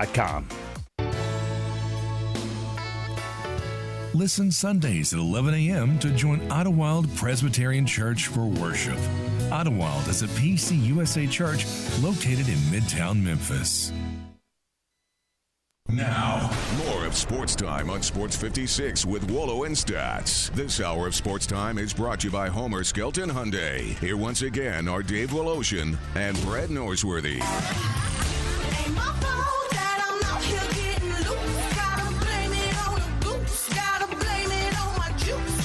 Well, we know it's the first day of fall for a lot of reasons. Low humidity, just absolutely gorgeous outside, but also, we learned today the Grizzlies are going to host their annual open practice. It'll be Sunday, October the 3rd at 1:30 at FedEx Forum. No price. You get in for free. You'll get to see Ja and Jaren and Dylan Brooks and newcomer Steven Adams. You'll get your first look at Zaire Williams. You'll see the Grizz Girls and the Claw Crew, and there's fan giveaways. What? I'm trying to remember. What's the Claw Crew? Do you know? Isn't that the donk crew? The donking, in-game donking? Like the old Bud Light Daredevils? Is that it? I think it's something like that. It's that or their entertainment crew. Game ops, yeah. Okay. Anyway. I didn't go but one game last year. That was a playoff game. I went to a couple in the playoffs. I don't think I went to a regular season game. I'm with you there. Anyway. Getting close. It's here. October the 3rd. Media Day's Monday. Yeah. Can't wait. I mean, we're here. I love it. I really do. I was, by the way, looking at some of these NFL lines. A couple that just sort of jump out at me. The Chiefs. You're good at this, Dave. I'm listening. I'm all ears. I'm not so good. You're kicking my rear end in the picks. I was 500 this week, though. That's good for me, 500. That means I would have broken even. Just would have lost the juice. Two that just jump out at me, Brett Norsworthy. One, the Chiefs. Chiefs blew that game last week. They're mad. They're at home. They're taking on the Chargers. I feel bad for the Chargers. I think 6.5. Aren't the Chiefs fortunate to be 1-1 though? I'm trying to remember game one. They blew the game last week with barely finally pulled out Baltimore at the beat end them. against Baltimore's my Browns. Oh, that was opening Sunday. That was never in doubt. Oh, it sure was. Maybe 1-1's about what. Just slow down on everybody so quick to give Patrick Mahomes 5 Super Bowls. He's at 1. Nah, slow down on. He's at 1. Just his own special wing of Canton. He's played in 2 games in 3 years. That's pretty good. And in 3 straight AFC Championship games. Yes. It's pretty good. It is. Yeah. It's exceptional. Yeah. But slow down on 3, 4, 5. Kind of the LeBron. I mean, he's going to win with heat. The other game, and this will tick you off. The other game has your Browns. You're giving the Bears 7.5 points. Browns at home, rookie quarterback to the mighty Bears. They're both returned to Ohio for Justin Fields, though. Well, all I can tell you is both teams are 1-1. That's right, they are. And that's an old rivalry. 7.5. And here, I hate to say this too. You know how far Cleveland is from Columbus? Well, it's not quite as close as Cincinnati, but it's not that far. I don't. I've never been up in that part of the country. It's not that I've been far. to Cincinnati. Well, Cincinnati is a little closer to Columbus than Cleveland, but it's not that far. There will be plenty of Justin Fields fans that will make that trip, that may be wearing that jersey, and 7.5. That's do you think Cleveland has anything much. like the old dog pound that they had at Municipal Stadium at that wretched dump? No. It's funny that you say that, though. Some of those fans have become famous. I just was reading, there was an obituary about, this was an Oakland guy. Of course, now there's not even I a saw team that. there. The black hole inventor. The black hole inventor passed away. He was in his 80s, I believe. He lived a good life. But can you imagine that? I mean, a fan section, the guy became famous for that, and he, that's his gift to mankind. If you went in there, you came out a man. Oh, yeah. Well, I think the dog pound was every bit as tough as that black hole. I really do. My idea of that guy, that inventor of that section in Oakland, my idea of that guy, 60s hippie, 70s hippie for sure, motorcycle, probably had connection to Hell's Angels, Well, maybe even a loose confederation with some of the Manson family. No. The Manson wildly family crazy was guy. in Southern California. This is Northern California. All right, They were a little more peaceful. Then loose connection with Patty Hearst and the Symbionese Liberation Army. That could have been. There you go. That's at least the right country. And by day, an English lit teacher at Cal Berkeley. Whew. No, I tend to think that the Cal Berkeley intellectuals were not part of the black hole. I could be wrong, but I think they were geared otherwise, and they may have gone to Cal games. They could have been in the Cal band, but I don't think they were the black hole guys. I think these were guys that came from Santa Rosa. They had a lot of wine. A lot of wine. Yeah. a lot of wine. And, Dave, a lot of it, it didn't have a cork in it. No. Yeah, you just pulled the top off. Hey, you know what? Motorcycles could have been correct on that one. I'm not disputing that assertion at all. Seems like a fun crowd, but I think you definitely had to – it was a participatory sport. I don't think you were just there as a casual observer. Is there another game that jumps at you? And the Rams and the Bucks, we just had TJ on, and they've never played. Tom Brady's never played in L.A. And, it seems to me New stadium for him at 43. He 44. is bringing a great deal of focus every week. It's not like he's writing it in, because I do believe he has this sense that I've only got so many of these games, and I'm bringing it every darn week. It's like this long tour of joy for him. It really seems to me to be that way. The Rams are giving away a half a point. And I think the Rams are really good. I think only giving away a half a point, even though it's Tom Brady, I think the Rams are going to give the Bucks the L this time around. Can we go back to the Bay Area for a little baseball talk? Sure. Or do you want to stay on NFL? No, that's fine. Okay. All right. We love Bob Melvin. I mean, and the job that he's done with the A's. Yeah. But once again, here we are. And Billy Bean and Moneyball are on, yet again, the doorstep of winning nothing. Right. They win a lot of games through April through the first to the end of September, but they've never cashed it in the Moneyball era. Sandy Alderson did with Tony La Russa, right, in a different stretch. Well, they never cashed that in, and nobody goes to the games. They were so paying what more, of it? You know what though? They were paying more money in those days too. When Tony La Russa's team, they were paying had out the big Bass money. brothers, they were paying money. Yeah. And Billy Bean did not. I mean, they had no money, and he came in and he kept them competitive that way. Baloney budget. Now it is, but once again, we got nothing to show for it. And the Rays are kind of that version of Moneyball. They have figured it out. But they make it to the playoffs. They make it to postseason. That's right. They've been to two World Series right. kind of in their baloney budget stretch. The Rays are so much fun to watch. They bring up a new prospect every night that contributes.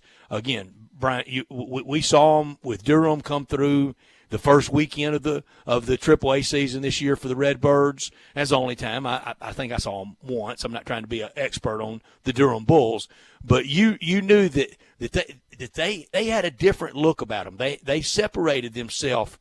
It looked like big leaguers, didn't it, Brian? Oh yeah, I mean they were faster. They had more power. Their pitchers were just more consistent. I mean, they faster. Didn't claw around on the mound. Oh yeah, they pitched in the strike zone. Last night in the bottom of the ninth for the Cardinals in that 2-1 white knuckler, and I was very into it. I was texting with a friend, pitch in the strike zone. You got to challenge these guys. You can't nibble. You got to throw it down the middle and hope the ballpark holds it.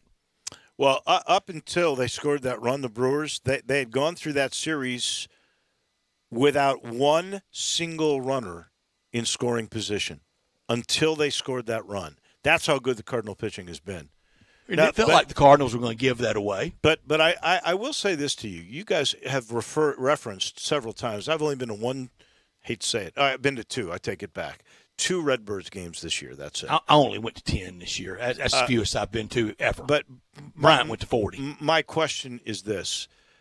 Every time you two have referenced this team, you've always talked about overmanned the opposition is. Dave, So it was men against boys. What does it say to you about the Cardinals' future? Well, not much, because Springfield's not much better, and it's why the creativity in the offseason is going to have to be there. And I'm afraid this nice finish, you lose that one gamer to San Francisco or Los Angeles, and you're out, and you blink and you miss it. It'll feel like they really weren't in the playoffs. Is going to maybe kick the can and gloss over. We've got big stuff to address. Now, they can still address it and have those big issues answered going into next season, but they're maybe Liberatore, maybe Nolan Gorman. Mm-hmm. If you wanted to deal Dylan Carlson, there's not much the Cardinals can offer up to get much in return. Yeah, I'd agree with that. They have a lot of really good players, young players in the system that won't be ready till about 2023, 2024. Guys, right now, I think Liberatore will make a difference next year. I think Gorman will make a difference next year. Other than that, maybe Juan Yepez, a first baseman who I think is leading the team in home runs right now. Mm-hmm. He could come in as DH. I just don't know where you play him defensively. You know, I was thinking about this. This is the second Juan Yepez that has worn a Memphis uniform. There was either a Memphis, either a Memphis American or a Memphis Storm that was. He's a defender. Whoa. Yepez, Juan Yepez. I saw that. I couldn't believe it, and I was thinking to myself, I wonder if that could be his son. If that could be his. And Brian, great his evaluation on that. He can swing at Shillelagh. Yeah, he can. Where are you going to hide him defensively? Mm-hmm. Yeah. And the DH, but I think the DH is coming to the National League next year in this CBA. Let's just hope it's a peaceful CBA and we start on time and we really get the calendar reset and have real. I can't stand the DH. I was wishing it would go the other way, that we would take it out of the American League and have real baseball in both leagues. But I guess we fought. I guess we are stuck. It is over. White flag. Sometimes you got to count, and they got more than we do. Dave. The only good thing is you'll see guys like Albert, and you'll see guys like Yachty, and older players who will stick around another couple of years because Kyle Schwarber will be a great DH for a National League team. Yeah, and Kyle Schwarber never has figured out really a role for him. Remember he came up. He was supposed to be a catcher.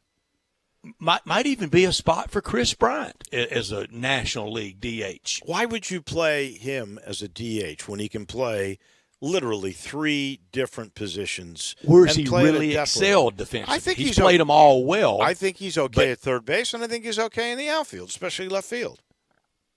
You limit the chances of injury by him just having to grab that bat that every is 3 true. innings. The guy is injury prone. Mm-hmm. I was just reading this thing. Somebody was taking on, I don't know, some other press guy because he called media against media. Tua Tagovailoa a target. Was it a Twitter fight? It might have been a Twitter fight. I can't remember where I read it. So but the truth is, Tua has been injury prone. Yeah. Why is that argumentative? And that's the same thing with Chris Bryant. I don't see the controversy in that statement, Dave. No. The sky is blue. That's Twitter. Water is wet. Let's fight. Right. And it's like several of the Grizzlies, for goodness sake. Exactly. What Grizzly player are you most looking forward day in, day out this year to watching? Oh, come on. John Morant. Isn't John Morant? It's Jaren time for me. It's Jaren time. We need you to play in 73, 75, 70-something games and produce and come back and do it again tomorrow night. I'm not sure that any NBA player is going to play 75 or 77 games. Okay, 68. Okay. If he plays 68, I'd be happy. Here's what I want to see. Can he play defense without fouling? Has he developed any kind of mid-range game? Can he go and muscle to get a rebound away from somebody? Those are the 3 areas that I would really love to see. Ja's fun, but I think we know what we have in Ja. Oh, yeah. I still don't know what we have in Jaren. Well, and I don't know that I would know Zaire Smith if he walked up right now. Well, I think you mean Zaire Williams. Zaire Williams. I'm sorry. Never, I do that every time. Right. I'm sorry. You I don't know why I can't get that right. I'm very sorry, Zaire. I'm very sorry. You won't know Zaire Smith because he's not here. Zaire That's Williams. Okay. I make those kinds of. We get a little older, buddy. Those things happen. Hard to remember. I know the Williams for the Tigers better than I do for the Grizzlies. There was a soccer player on a team I just did. His nickname was Matiti, and his careful. His real name was like not that hard, but I just couldn't get it right. So I just said, "Heck, I'm going with the way he had on his back of his jersey." Said his name is Matiti. Would you know Zaire Williams if he walked into the studio? Well, first of all, he's so skinny. I don't know if he was turned sideways, I might not see him. He's got to gain some weight. There's no question about that. I really think we're going to see a lot of Zaire Williams on the bench or in at the Landers Center. You do? I know he's not a two-way guy, but high draft pick. We're going right off a rookie year. They're saying when they got him that he's there's a lot of seasoning. And I can't wait for all this to come in. I mean, they keep saying patience, and it's going to happen in the future. And I'm getting closer to Social Security waiting. Here's really I mentioned that I want to see Ja. Here's what I want to see from Ja. I want to see him make a jump that the great players make from year 2 to year 3. Somebody wrote this thing, and the numbers that they go up. This is their biggest jump in their career. Year 2 to year 3. Chris Paul, Westbrook, the greats. Yes, all the great guards. Their biggest improvement comes in this particular season. And if he does that, and it's like a 20% improvement in overall numbers, if he does that, and he has to improve his three-point shooting percentage, if he does that, then you can build a foundation All-star. around this guy. Lights out. Yeah, no question. And that's what I want to see. Will he make the jump that the other great guards have in the past between seasons 2 Taylor and Jenkins season needs 3? to make a jump, too. A big third year for him. The guy's kind of made postseason the first 2 years he's been here. Well, kind of. Well, he did. They were in the playoffs last year. 2 years ago. Well, they made the play-in. Well, and they lost and they were out. But they made the play-in. That's now considered postseason, is it not? I don't think it's recorded as appearing in the postseason, no. Really? What is it then? Ref. It's not regular season? Seriously, I'm asking you that question because I don't know the answer. COVID, man. Bubble. And the play-in is not regular season. It's got to be postseason. That's got to be the category. Brian Dacus, that's your assignment. I don't on think this it counts break. as a playoff appearance. Okay. We shall check. In the meantime, let me let you know this portion of the show is brought to you by the good folks at Conway. Did you pay a big repair bill on your existing heating and air conditioning system this year? If you did, no sweat. You know why? Because John says, I'll buy it back. He'll buy back that repair up to $1,500 if you would like to purchase a select Carrier Infinity system. So they'll put that money into that new technology. Even if you didn't get the repair done at Conway, they'll still buy your repair up to $1,500. You show them the receipt from any company, they buy back the repair, and you're on your way to a great, great select Carrier Infinity system. Now, if you didn't have a repair bill, they'll still give you up to $1,500 in trade for that old energy-guzzling system that you got, and you'll be getting the new 2021 best technology there is, the Carrier Infinity system. So, think about that and know that when air conditioning systems get older, they get inefficient, the cost of the repairs, the higher utility bills, it almost pays for itself to get the new technology. Conway's got the best. Listen to that deal. Do the buyback. $1,500. Just call 384-3511. Conway Services, heating, cooling, plumbing, and electric. Back with a wrap of this second hour. This is Sports Time on Sports 56. Broadcasting from the Family Leisure Studio, we are Sports 56 and 98.5 FM. At Jason's Deli, when you're dining in or picking up curbside, you can expect wholesome food and no surprises, just delicious sandwiches, crisp salads, and quick quality meals made with the freshest ingredients and no artificial trans fats, MSG, high fructose corn syrup, or artificial colors and dyes. Around here, a lot of thought goes into what we put into our food and what we take out of it, because you're not just taking a bite, you're getting a taste of who we are. New items are constantly being created to expand our menu for all tastes and special diets with vegan and gluten-free options available. Convenience and on-time delivery you can count on. It's just a click away at jasonsdeli.com, so whether you need to feed 5 people or 5,000, the team at Jason's Deli, they have the credentials and the commitment to keep you satisfied. Freshness is nearby at Jason's Deli with locations at Ridgeway in the Park Place Center, Poplar and Highland, Germantown Road in Cordova, and on Goodman Road in Olive Branch. Jason's Deli. It's wholesome food and no surprises. I want to do some bragging rights. Hey, I was just the other day overhearing a conversation with Big Mike, the manager of DeSoto Auto Sales. They've got people buying cars all over the country. North Carolina, South Carolina, Georgia, Alabama, Arkansas, Texas. People from all over the country buy cars at DeSoto Auto Sales in Olive Branch, Mississippi. Why? DeSoto Auto Sales has the most stringent car inspection in America. They get it right the first time. Quality and low mileage, factory warranty on most vehicles. My favorite part is the people who work there. Big Mike, all the employees are professional, friendly, and go that extra mile. Expect as you walk in the door, you are treated like family. DeSoto Auto Sales understands your time matters. We can help you find your dream car and get all the paperwork finished in less than an hour. Come see us at DeSoto Auto Sales and be part of our family. Have a great buying experience every time. 662-890-7184. A new season is the perfect time to change up your look. And luckily, 21 Days of Beauty is happening now at Ulta Beauty. Snag daily beauty steals of 50% off the must-haves from brands like IT Cosmetics and Benefit. And discover new Gotta Have It launches from brands like Jaclyn Cosmetics and Tula. Experience the thrill of finding new faves during beauty's biggest event. But hurry, this event ends September 18th. Shop in-store, online, or try curbside pickup today. Ulta Beauty. The possibilities are beautiful.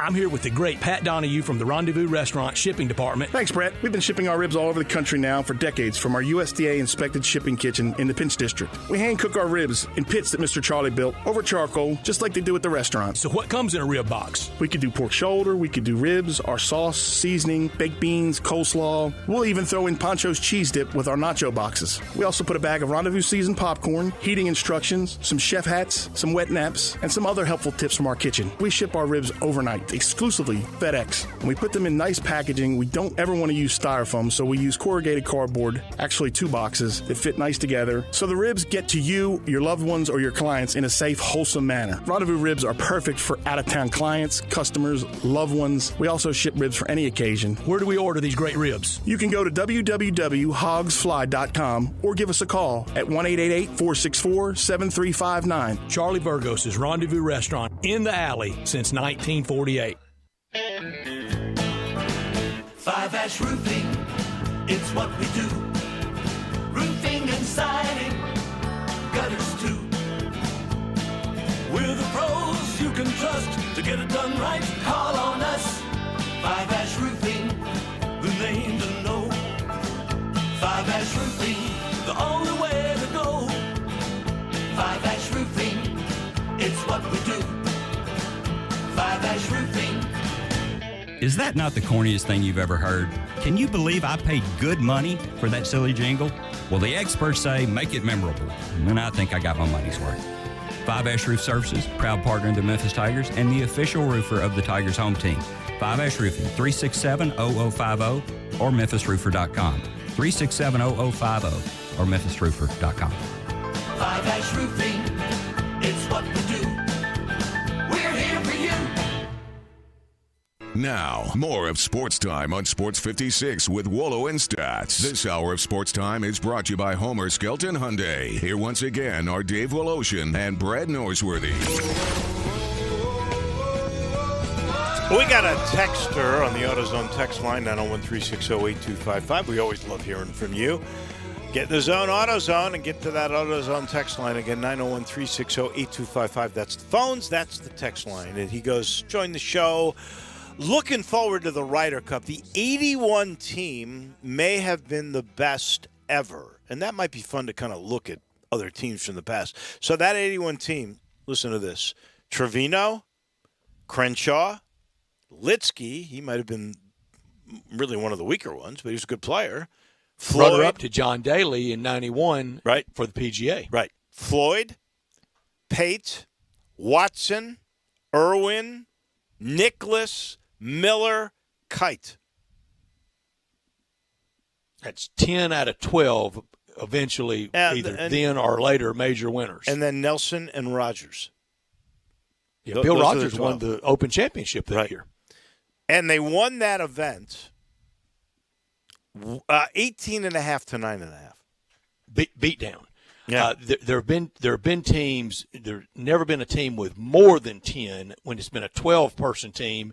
And back in the early part of the Ryder Cup, there were teams that just had 9 members on it that had 8 out of 9. Eventually, after all their careers were over to win majors. But that 81 team and a lot of the how many players majors for the European team were really young then, like Seve, like Bernard, Longer. Well, you had 18 out of 1. Exactly. Well, Tom Watson with a bunch. Trevino Ben had Crenshaw won 2. Trevino had a bunch. Yeah. 10 out of 12 Crenshaw had a winners. Masters. Miller had him. Kite won one. Bruce Litsky, tough luck runner-up to John Daly at Crooked Stick. Yeah. That story is still one of the greatest of all time. Well, he's the 7th alternate and won the darn thing. And that was the first year that the PGA didn't just bestow you being on the team by winning the PGA championship. That cost John Daly. That was the first year they'd gotten rid of that. Right. This portion of our show brought to you by Miramichi. Speaking of golf, might have to have my own little Ryder Cup on Sunday at Miramichi. Just got to get a tee time. It's not that easy because everybody loves this place. They do. They found out my secret of how good Miramichi is, and you should go check it out too because it's really reasonable. You could literally go tomorrow if you're a senior, and for $30, you can play 18 holes of golf. You get a cart. You get as many range balls to practice as you want. You get as many spots on the practice facilities. They got an unbelievable chipping range. They've got sand traps. You can practice every part of your game at Miramichi. Then you go and you play 700, 400 yards of championship golf. I like to play about 64, 6,500, those tee boxes. I love that golf course. I love the back nine. It's like taking a walk in the woods. It is really plush and beautiful right now. And then at the end, you can go watch football on a Sunday or even a Saturday if you're going to do it this coming Saturday. You go, you play, then they've got this patio that overlooks 9 and 18 that is just gorgeous, and there's, 6, 7 big screen TVs there, full-service bar and food. That's heaven. That's what Miramichi is. Miramichi is heaven. Go check it out in Woodstock, 25 minutes away from my house in East Memphis. That's 2 hours in the books. When we come back, we're going to talk more Ryder Cup. We're going to go 2 Whistling Straits from the Golf Channel. The great Rex Hoggard, he comes your way in just a minute.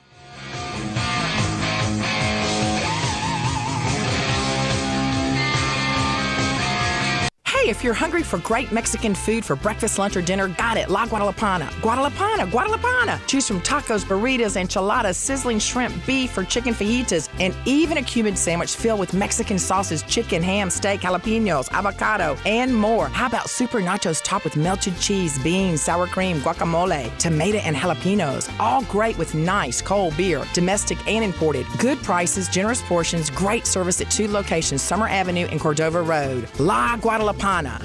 The biggest game of Week 3 is the Monday night matchup between Philadelphia and Dallas, and FanDuel Sportsbook is about to make it even bigger because FanDuel is giving new customers 30-1 odds on either team to win. That means you can end the NFL week right by winning $150 on a $5 bet.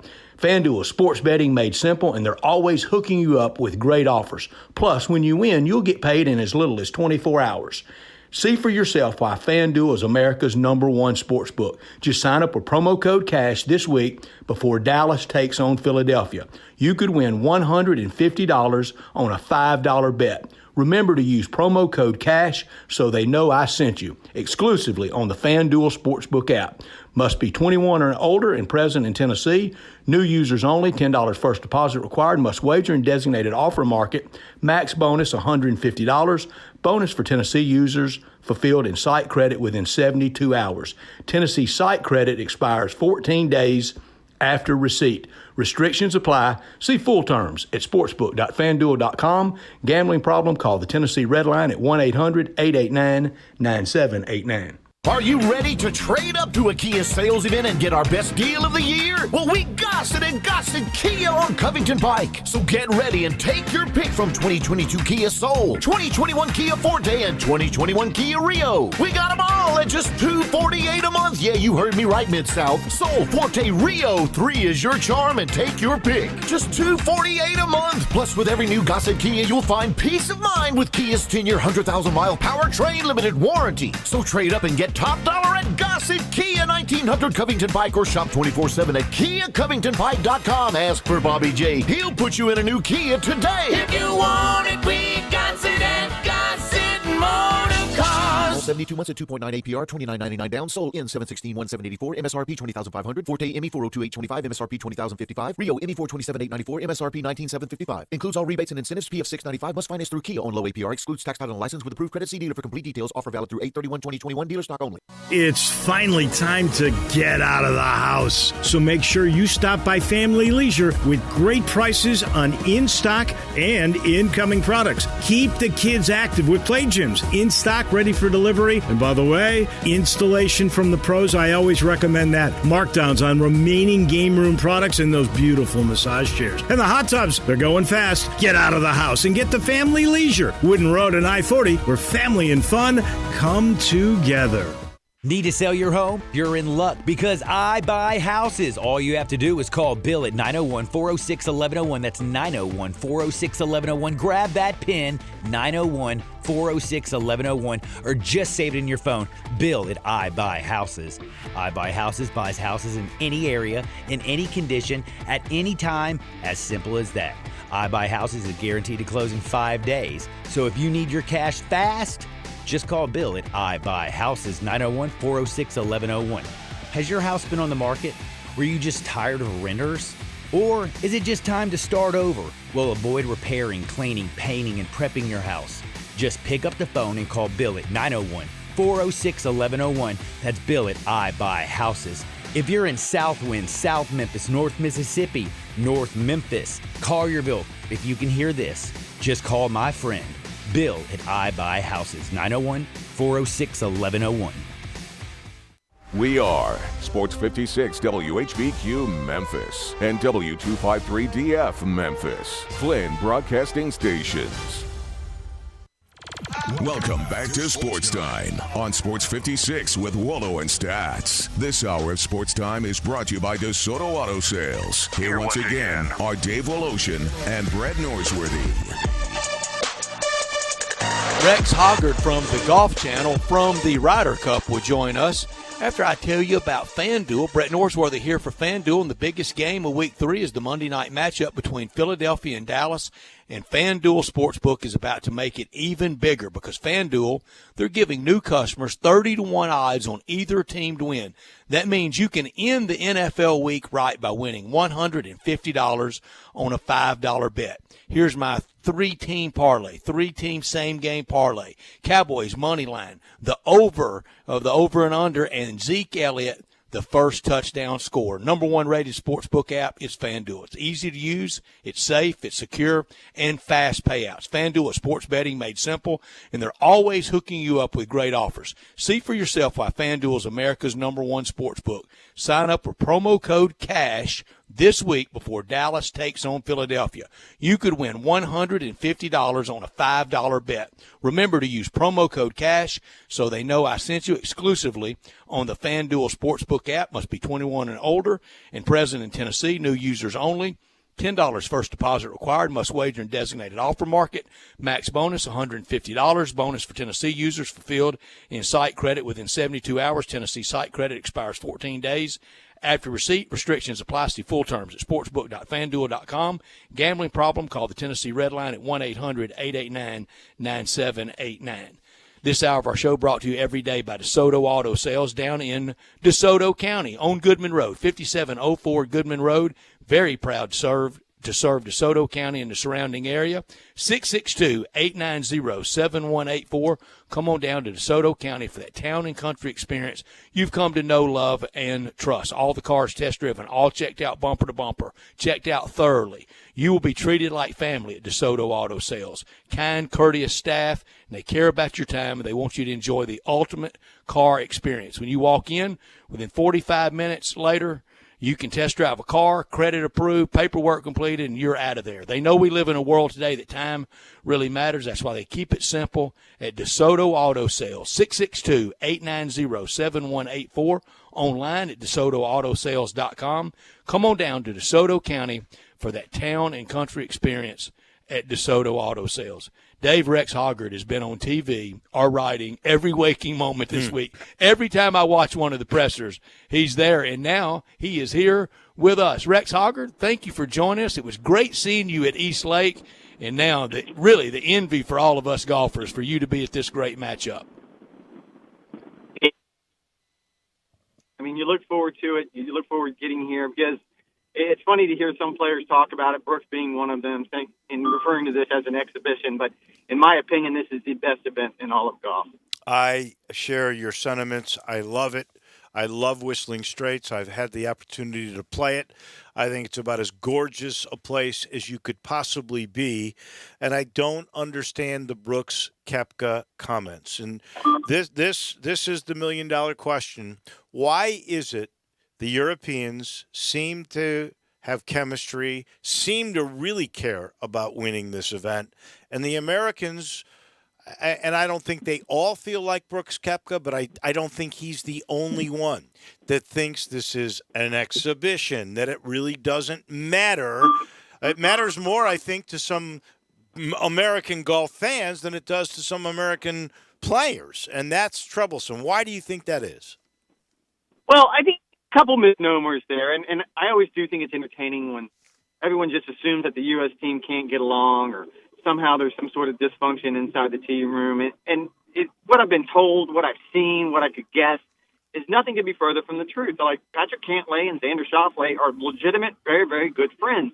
They're going to be a good pairing this week. Now, whether if they play well, I'm not 100% sure because history suggests they're not going to play well. And the opposite of that is the idea that somehow the Europeans get along perfectly. I know for a fact that's not true. I mean, I know for a fact that there's plenty of guys in that team room that don't necessarily like each other. I just think when it comes to this particular event, and Padraig Harrington said it best earlier this week when he was asked about this, Seve Ballesteros made this special to Europe.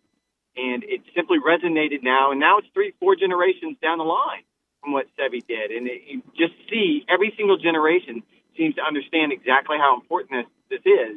And the Americans don't have that same sort of grasp. Rex, there are so many good numbers and good nuggets out there, and I think I heard this right. If I didn't, please correct me. That Sergio Garcia has won as many Ryder Cup points won than the United States' entire team. Is that accurate? That's true. Now, to be fair, Sergio Garcia is the all-time points leader in the matches, and that's a history that goes back, quite a while. So to be fair, I mean, he has kind of set the standard. The one stat that stood out to me that is really telling this week, because it really separates the two teams, is all totaled, if you combined every start that the American side has in the matches, they have 12 starts. Lee Westwood alone is making his 11th start in the matches this week. You get an idea. It's a very, very young, inexperienced team on the U.S. side, and you have a lot of the old stalwarts that we're used to seeing in Europe, and it really feels like there are two distinct sides here, and this is going to be a telling week for both teams because I think it's probably the end of an era for the European side, and it feels like the beginning of an era for the American side. Well, maybe that is a good thing because, frankly, some of the old stalwarts weren't very good when it came to Ryder Cup competition. Maybe these new guys, these rookies here, don't have that same damaged DNA. I think there's something to that, and I think there's a luxury that Steve Stricker has this week. And look, he picked 4 rookies. Half his team are rookies. So clearly he had an idea, the same idea that you have, that you can only have bad association with some memories. And certain American players have simply gotten beat up time and time again. It was probably time to move on. You look at the young players he has, he's got 2 built-in very good teams, and Jordan Spieth and Justin Thomas and Xander and Patrick Cantlay. And so he's got a lot of advantages that previous captains didn't seem to have. Rex, it feels like with this one, with the last time the United States hosted at Hazleton, and next time the United States host at Bethpage, it feels like and with this one in Wisconsin, it feels like the weather is almost European wheelhouse type weather for them. Long sleeves, pocket warmers, a lot of gear on. It feels like that's better for them than if we were playing it in Palm Beach. I saw Henrik Stenson walking up the big hill behind 18, and he had big mittens on and a coat. I kind of gave him a sideways glance, and he smiled, that devious smile that Henrik can give you that much, and he goes, "We're at home." And it really feels that way. I mean, it's true. It's not a true links course, so I wouldn't give that advantage to the Europeans. But certainly the weather, and it's not going to change all that much. The wind's going to come out of a different direction during Friday, Saturday, and Sunday during the matches, but it's still going to be cool. You're still going to have the lake effect. The ball's not going to be traveling as far. So it does kind of mitigate whatever we would assume is the American advantage. Compare, if you will, the contrasting styles, or the styles that we think we'll see, between Steve Stricker and Padraig Harrington. It's funny. I think they're very similar in as much as Steve has stressed that he will not be out-prepared, that no one is going to be more prepared than he is. And you would almost hear the same words coming out of Padraig's mouth. I mean, look, I think in a lot of ways they came up very, very similar. I mean, I think there's a huge appreciation that both players have for each other because they both had to reinvent themselves halfway through their career. Stricker is a 2-time Comeback Player of the Year award winner. Of course, Padraig was late in his career before he really won those majors and became a world champion. And so I think they're similar players. I think they're similar competitors. And if you watch the way they're operating this week, just trying to keep their teams loose, trying to make sure that there aren't any surprises, they're very, very similar captains as well. For Sergio Garcia, we know the one major at Augusta National that really kind of settled things down with a lot of American fans, but he has been a stalwart on Ryder Cup teams. I mean, he's up there with Seve and with Colin Montgomery as just being, one of the real linchpin players for them. With his Ryder Cup resume and that one major, if it just stopped at that, is Sergio Garcia in the World Golf Hall of Fame, and do you really factor in Ryder Cup performances? I don't have a vote anymore, but I would say yes. He's in the Hall of Fame, and look, there's standards now, and I think he lives up to those standards based on what he's won internationally, certainly the Masters. And, yeah, I think with certain players, the Ryder Cup record is always going to be considered. Colin Montgomery is a perfect example of this. They were always going to look at his Ryder Cup record when it came time to put him in the World Golf Hall of Fame. Right. Does that make Ian Poulter a World Cup guy? A Hall that of was Famer? a bigger. That was a tougher conversation because there isn't a major there. No. And there's not been a lot of winning, at least not on the PGA Tour. So I don't know if I'm all in on that one. I'd have to think that through a little bit more. I'm with you there. The Americans are the favorite in this by the Vegas odds makers. I look at these teams, and, man, I just see this thing so even. How do you view it? Usually the wise guys in Vegas get it right. That one's kind of curious to me. And I've done a couple of interviews now, and I feel like when I hang up the phone, I feel like that I am completely just running down the American side and giving them absolutely no chance. I feel like that Stricker and that team are doing very, very good things. All that said, anyone who picks the U.S. to win this week is just ignoring history, relevant and recent history. I mean, the Europeans have won 9 out of the last 12. The Europeans won the last match by 7 points. It was a blowout, and it's virtually the same team that Europe had in Paris 3 years ago. I don't know what you're basing this idea on. I mean, unless you're just basing it entirely on hope and the idea of what we just talked about, that somehow these fresh faces can figure it out and make things better for the U.S., but I don't have that confidence in it. It could work out. I want it to work out. I want it to be close, but I just don't see it. Rex, I'm with you. I mean, to pick the United States is just okay. USA, go home team, go. we won 3 times, only 3 times since '93 at the Belfry. Hadn't won a single time there, and one of those 3 was that absolute freak show in '99 at Brookline. That just so unlikely. That was Tiger Woods' only Ryder Cup winning team, and then won in Louisville, and then won in 2016. So I mean, you would just have to make them the overwhelming favorite. It feels like we're going to look up Sunday afternoon and it's going to be, oh no, here we are again. I don't see how we're not. I mean, to your point, my son started playing golf about 2 years ago, and I find it fascinating that, and I think a lot of people, because of the pandemic, started playing golf in let's say the last 24 months. Yeah. And in his mind, golf started 2 years ago. And he cannot wrap his mind around the idea that I will not just go all in on America. And it's because in his mind, he's never seen all of these losses and experienced all of these losses. I've been to enough of these cups, and I watched the exact same scenes play out. I watched the European team finish up today, and man, they're having fun. They're joking. They're just having just the time of their lives. And the U.S. team says all the right things, but they are tense. And I see it every single time, and the result is the same every single time. Wow, you can see it in body language and that sort of thing as they practice? You can. And look, that's not to say that, and again, I'll go back to the idea that they don't somehow gel as a team or they don't get along. I don't buy into that narrative, but there is something to be said for the more and more they lose, it doesn't become any easier. You could say the same thing in any sport, in football, basketball, whatever the case may be. The more and more you fall behind, I'm a Baltimore Orioles fan, and trust me, it's not going to get any easier for us going forward because we have lost a lot. On Sunday, Rex, who for the United States, who's had to have played really well, maybe one loss, maybe a half match, but 3-1-1, 4-1-1. Who does it have to be? I think it's got to be 2 players. I think it's got to be Cantlay and Schauffele, because they're such good friends. They seem like they are such an obvious pairing. They have that sort of Tommy Fleetwood, Francesco Molinari look to them, that they could go out and both go 5-0-0 and really lead the United States and set the tone. And that is one way, that is the way I see the United States winning, because I see Jordan and JT, they played well together, and they could do the same thing. So any combination of those 4 players and those 2 tandems, if they can get the production that we feel like they should get out of them, then I think the U.S. has a chance. Who plays with Koepka? Is it going to be DJ? Probably, although I think there's some other combinations. I think right now, if you just read between the lines and the tea leaves, it looks like DJ is going to play with Colin Morikawa. At least that looks like it would be the case in 4-ball. I don't know. The foursomes match Friday morning, that'll be really telling. Paul McGinley, I was talking with him today, and I was just trying to pick his brain for some thoughts on the European team.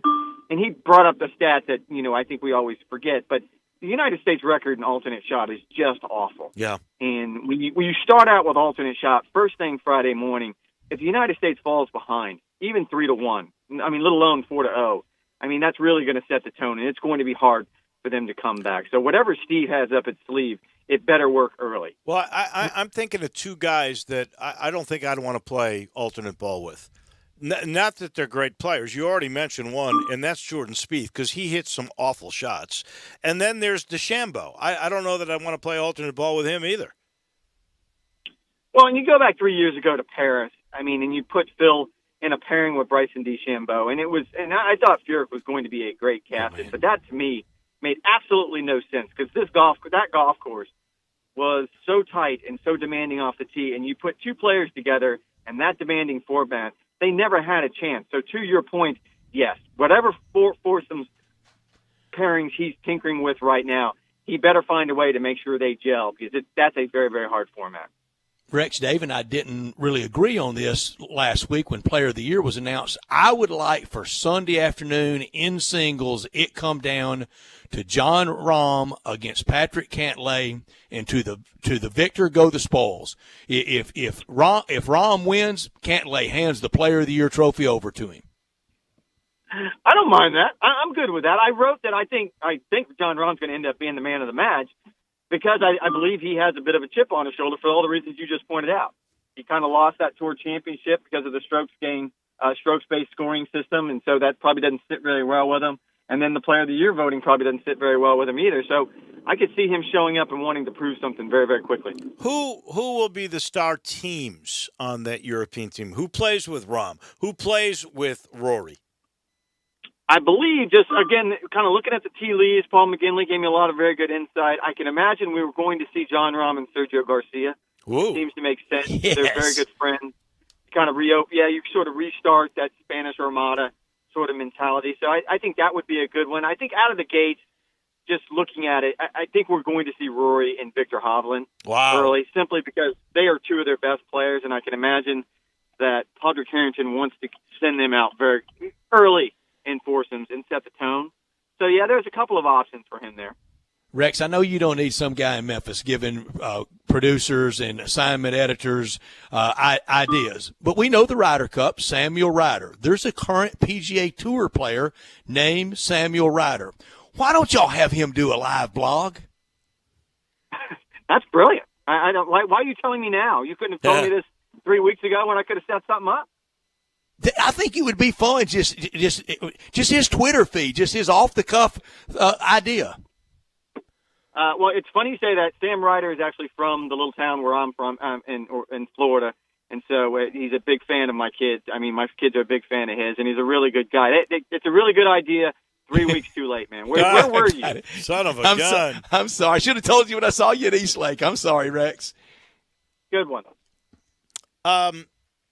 What does this setting? Do you really feel like? And you said Paul McGinley told you this. I think it was McGinley that said it to you that this is home course advantage for the Euros. You know what? I feel like the Euros, any course would be home course advantage too, because most of them live here. John Rahm lives in this country. I think Hovland lives in this country. Sergio probably spends a lot of time in Florida. I mean, it's not like Rory is here. He's in Florida. Rory's at Seminole. Yeah, it's not like the old days. It is not like the old days, and I wrote this story earlier in the week because it was something I had worked on. Whistling Straits was going to break the mold anyway. We've seen golf courses set up to favor the home team or penalize the visiting team one way or the other, Paris being a really good example of that, and then Hazeltine, what Davis Love did there to kind of open it up for his bombers. He wanted a sort of a track meet kind of situation. Whistling Straits is what it is. It's not a kind of a golf course you can spend a lot of time tinkering. We all know what this golf course looks like. You're not going to grow the rough in or shave all the rough down. It's sort of just this rugged, links-like golf course. It sort of weaves its way through the dunes. The one thing that it was obvious that Stricker's trying to do this week, and it remains to be seen if he can pull it off, he wants a lot of birdies. If you look at the team, the 6 players, his captain's picks, they all make a lot of birdies. And then, of course, they hit the ball a long way. That's going to factor in as well. But he wanted really, really low scoring. And I think that's where the weather could impact it and almost flip it and help out the Europeans. Because the team that Stricker hopes he has is going to go out and make a lot of birdies. If we start getting gusts at 35, it's just going to become just hold on. Going to be a lot of fun. I see. What a guy like Daniel Berger. Who does he play with? Who would he really be a good team with? The other thing that Stricker has going for him, and he mentioned that this afternoon in his press conference, is there's a lot of players from this class. It's from that 2011 high school class, graduating class, and of course Jordan Spieth and Justin Thomas. I believe Xander's in that group. Daniel Berger's in that group. He is kind of part of that core. And it's funny that Daniel could actually be paired with a lot of different guys. I've heard JT, his name has come up, although I don't know why you would ever split JT up with Jordan. But there are some options. I think there's guys that want to play with Daniel. So he does have some flexibility. Again, I don't want to walk away from this interview like I have every other interview I've done this week and feel like I'm just running the American team down. Stricker's got some options, and he's got some talent, and he's got some ability on that team. Now, I don't know if that translates to a win, but Berger would be one of those players. I'm with you. And he has a lot of birdies, so we'll see. It's going to be fun. I know you're going to enjoy the heck out of it. I wish I was there with you. Like I said, it's one of the best. And what they've done with this golf course, I was talking with Steph Wall this afternoon, the CEO of the PGA of America. They have built, I mean, it's just majestic. It looks like something that you see at Lambeau Field. I mean, they built stadium seating around one. It's going to be a great atmosphere. It's really special. Wonderful. Enjoy. We appreciate it. Rex. I know we'll talk to you sometime soon. Thanks, guys.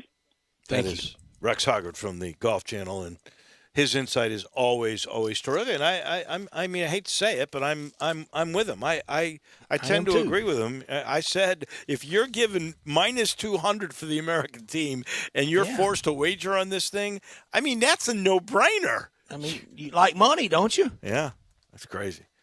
Ron and did you see what the Sergio. European Wow. team did today? Came out in Green Bay Packers colors for the practice round. Did they really? Yeah, going to break out. I think they're breaking out one day. The Euros did this? They sure did. They also wore cheese heads. They wore cheese heads, threw them into the crowd. They should be booed for that. This is not the Euros to do that. They're the visitors. They get it. They know how to disarm that crowd. And again, we naturally through the years. I mean, you can't just tell me this weekend, hey Brett, you're supposed to hate John Rahm. I like John Rahm. You can hate him this week. I'll give you permission. How's that? But I don't want to. I mean, it's like at the Olympics. I don't want to pull against Mark and Powell. Really? If they're taking on the Americans, you were pulling for Spain? I like both of them a hell of a lot more than I do Chris Paul. I gotta talk to you. This is blasphemy. He's going for the Euros, and he was for Spain against America. For the Gasols? Yeah, but at least I've never called the military baby killers. Wow. Last I saw, the Gasols are not living in Memphis. They moved. They moved back. I like them. We allowed a trade so he could stay in Barcelona, for goodness sake. Come on. To each his own. This portion of the show brought to you by Homer. That's the way they are. They have something for everybody at Homer Skelton Hyundai and Genesis of Olive Branch. You might want an Elantra. You might want a Veloster. You might want a Santa Fe. You might want a Tucson. You might want a G70 or G80 or that big, beautiful, smooth G90.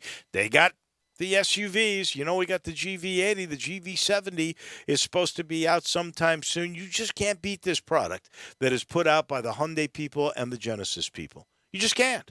And look, they know it. That's why they guarantee it for 10 years. We're talking 10-year, 100,000-mile limited powertrain warranty on every new Hyundai or Genesis car on the lot. And to make sure it lasts, they say we'll take care of all the maintenance for the first 3 years. 30-year, 36,000-mile maintenance package on the house. Let us change your oil. We'll rotate your tires. We'll tighten your belts. We'll check those liquid levels. We'll make sure your car is running at peak efficiency. They do that for you because, well, that's been ingrained in them by Chris True. He's the general manager. It's all about service, from sales to finance to maintenance. It's all about taking care of you, and this team's been together for about 14 years now. It's the way car business should be done. Please get on Lamar. You'll find out for yourself. Go into Mississippi, Craft Road, exit 1, turn left. You're there at Homer Skelton Hyundai and Genesis of Olive Branch. What's trending, we'll let you know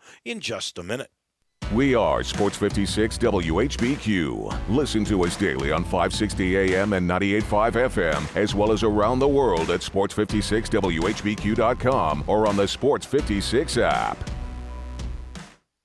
Acura of Memphis invites you to experience the all-new, completely redesigned 2022 Acura MDX. It's the most advanced SUV Acura has ever built. Experience the convenience of full connectivity, including built-in Alexa, Wi-Fi hotspot, and wireless charging. From the stunning interior, complete with third-row seating, stop by our state-of-the-art facility and take advantage of our aggressive APR offers during the Acura Summer Performance Event. Ridgeway at 385, or shop online from the convenience of home now. Visit AcuraofMemphis.com. Brian Elder's Roofing Solutions. I'm Brian Elder, 867-0303. Hurricane season is upon us. Is your roof ready? Are your shingles laying down and sealed properly? Call me right now, 867-0303. They say you get what you pay for. That's why my opinion is free. Maybe you've got years of life left in your roof. If so, I'll tell you that. But if I find storm damage or a compromised roof system, I'll lay out some options for you. Don't let them tell you it needs to be replaced if it only needs a repair. Call me, 867-0303. Has your insurance company already seen it and rejected your claim? Maybe they're correct. Most of the time, they're not. They do tend to become more reasonable once I get involved, though. 867-0303. I'll measure your roof from outer space or BrianElderRoofing.com. Call 867-0303. Brian Elder's Roofing Solutions. Did you know nearly 40% of men under 40 and over 75% of men over the age of 40 experience sexual performance concerns? At the Memphis Men's Clinic, their experienced physician performs a comprehensive evaluation that determines which specific issues may interfere with your sexual performance. These issues can vary and range from anxiety to medical issues, low testosterone, or erectile dysfunction. The Memphis Men's Clinic has evaluated hundreds of men of all ages over the years and reestablished a normal sexual life. The Memphis Men's Clinic will work aggressively to resolve issues and allow you to restore your sexual health and overall well-being. That's the Memphis way. If you're 20 years old or 90 years old, come and get cared for the Memphis way. Treatment that's based on your specific needs after a professional clinical evaluation by their experienced board-certified physician. Call the Memphis Men's Clinic today at 901-443-0475 or visit memphismensclinic.com. Visit Frontier Western Store this summer to check out tons of new products. Frontier added so many new items in their women's boutique. There are daily arrivals with thousands of on-trend tops, jeans, and pants in stock at amazing prices. And guys, Frontier's your #1 Carhartt store. There's no one around with a larger selection of everyday fits and workwear. Wrangler and Ariat clothing also available. Frontier recently remodeled their entire store and expanded the world-famous boot showroom. Now there are even more dress and work boots in stock. After Ariat boots, then you've got to check out Frontier. There are over 1,000 pair of Ariat boots alone, and thousands more in other brands such as Dan Post, Corral, Durango, Rocky, and Twisted X. As if the selection isn't reason enough, there's Frontier's low prices. Frontier's pricing is lower than online and chain stores, so when you're ready for your next pair, you know right where to come. Frontier Western Store, 5880 Goodman Road in Olive Branch, and on the web at frontierwesternstore.com. Locally owned and operated since 1967.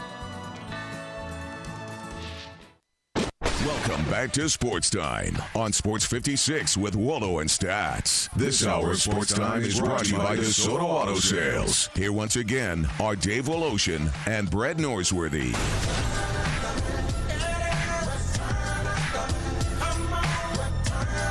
Cruising right through our Hump Day Wednesday on this gorgeous fall afternoon.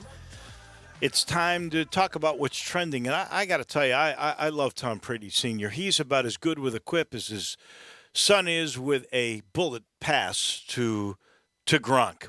He was asked about vindication for his son, his family name, when it came to the Patriots, because we're all awaiting, not this week, because the Buccaneers are in Los Angeles, as we learned from T.J. Reeves earlier in the show. But after that, wait a second. Tom Brady needed vindication in Boston? This is the wording from his father when asked about basically the Patriots giving up on his son. He says, frankly, it may well have been perfect for Belichick to move on from him. On the other hand, I think the Tampa Bay Bucs are pretty happy the decision was made in Foxborough that they didn't want to afford him or didn't want to keep him when his last contract came up. And we know the result of that divorce. Pats were 7-9 last year, and Brady leads the Bucs to their first championship since 2002. When asked whether that made him feel vindication for his son, Brady Sr. said, "Damn right. Belichick wanted him out the door, and last year he threw 56 touchdowns. I think that's a pretty good year." Oh, that sounds like you're trying to get some motivation there. I don't think he was. I mean, they did release him. They did want to move on from him, but I don't think there was any rancor there. They were just starting the process of moving on. He moved on quite well. He sure did. He could win it again this year. He's the greatest that's ever played the position. But have you noticed that both weeks Peyton Manning has mentioned the Colts cutting him when it's been the Manning boys doing Monday Night Football? Peyton Manning and Tom Brady didn't have many sports slights Mm-hmm. They sure don't forget them, do No. And when Tom Sr. was asked if his son felt the same way about how he was treated by Belichick, he goes, "Damn right." That was his answer. That Okay. Tom feels the And same that's way. dad talking. And you know what? Maybe that is what motivates him. Maybe that is what led him to do that workout last April. In the cucumber milkshakes. And the avocado ice cream and the 110,000 sit-ups when everybody else was, going to have an ice cream soda. So, bring your own motivation. Right. And you have to, especially at that age. But, gosh, I've heard some, describe the Tom Brady story. Of course, it's unarguable. He was 199 in the draft. That's unarguable. It's never changing. T. Martin drafted before him. A lot of players drafted before him. But every college, every SEC school, every Big Ten school, every Pac-12 school recruited him out of high school. He wasn't some ragamuffin walk-on at Michigan. No, that is accurate. But he wasn't good enough to get beyond the 199, as in the view of the scouts, and he's used that to become what is the greatest of all time. But he showed seriously, it is true. There are two guys in the last 15 years in the National Football League that if any of them deserved to be one-team Hall of Fame guys forever remembered with that team, it is both Brady and Manning. Both it's ended hard up to do. going to different places and ending their careers with Super Bowls with another team. And give them credit that they made it work with that next team, because a lot of them didn't. Dan Marino really had the stories were that he really he really wrestled with going to another team and decided no, I'm going to end this the right way with the dog. Eli Manning, I mean it was time for it to end. He got to end it with one team. Troy Aikman, the Chargers, I think Norv Turner was the coach of the Chargers, had a pass with him, and he almost signed with the Chargers to try to get out 1 year. You think Phillip Rivers regrets last year or what was it, the last 2 years? No, whatever that was with the Chargers. I think it was only 1 or year. the Colts, rather. Colts. The Colts. It was only 1 year. I think it was just last year. I don't think he does necessarily. I mean, I hate to say it, but the Chargers and he didn't have quite the same glory that Manning and Brady did. No, but here's the thing. Both those guys, apparently, we know now, felt, well, they didn't feel they were right. They were basically said, we love you. But there's the door. Here's the door. We don't think you're any good anymore. We love you, but we're going to miss you too. But and so it gets ugly at the end in a lot of sports. But I mean, people forget about Franco Harris as a Seahawk, Tony Dorsett as a Bronco. I have totally forgotten that one. Emmitt Smith as a Cardinal. I've forgotten that. The one we all remember is Joe Montana as a Kansas Got to an City AFC Chief. Championship game. Right. Wearing 19. He made it work. Peyton and Tom Brady more than making it work. And I think a lot, and I like the Tom Brady story. We've had Gary Myers on, the NFL historian, and he wrote the book of the similarities and the differences and kind of the cross pollination of the upbringing of Tom Brady and the relationship with his dad, and of course Archie's and Peyton's very celebrated relationship. And did you hear Peyton the other night say, late, I think it was late in the first half, and it was kind of a throwaway interception, and he said, Eli, Dad used to really get on us about doing that. I think, and it was very constructive, but Archie, he coached and prodded them with tough. He didn't want throwaway interceptions. And Peyton the other night said, Eli, Dad would always get on us for just throwing one away at the end of a half like that, wouldn't he? Yeah. That family, they would have been just so much fun to hang around. I don't know if it was in the book of Manning or whatever, but they say Olivia could read a defense from all the video that she watched with her husband and then her two sons, that she could absolutely read what the defense was going to give an offense. Here's what I'd like to know, and I think somebody really should sit down with them and do the oral history and go through it. How many football games have they been to in their lives? They keep going because there's another Manning now. Yeah, now they're watching grandsons' games. Yeah. Two grandsons' games. Well, I was talking to a mutual friend of ours about it yesterday, Dave. And I mean, somebody ought to go through just games played, games attended, games as a parent, games as a grandparent. I mean, it's got to be the most viewed live football action by a couple in American sports history. Well, Peyton Manning was on Bob Costas' show, which, by the way, is terrific. If you haven't seen it yet, and he said on that he's gone back with his parents to watch their grandson, his nephew, and he said it's just amazing. They sit in the exact same seats to watch him as they did to watch Cooper, Peyton, and Eli. I mean, that's the traditional aspect, and nothing has changed at Newman, I guess, since then. Same exact seats, same exact stadium in New Orleans. Yeah, and last weekend you saw how the Georgia crowd treated Arch Manning there. That they know him. He's very known. It's going to be some recruitment, maybe the biggest one ever. Well, I was going to use this later in what I know now, but I'll find something different. Lane Kiffin follows only one person on Instagram. That person is Arch Manning. Dave, you got an IG account? No, I do not. But my wife, she does, and she I don't know if she's spying on our kids or what, but she's on the Instagram with that. I was on the Insta for about 2 hours on a Saturday afternoon in July of 2014. And got off immediately because it made me want to vomit. Just seeing all that garbage out there. Well, there are kids that's what they live for. I mean, instead of watching television or reading a book or even going outside and shooting hoops, these guys, that's their life. So Lane follows one person. It's Arch Manning. That's funny. Yeah, that's it. It was just a story. I just saw that story. Yeah, he's not an Instagram guy. He only follows one person. He said it's Arch Manning. How many college football coaches are following Arch Manning?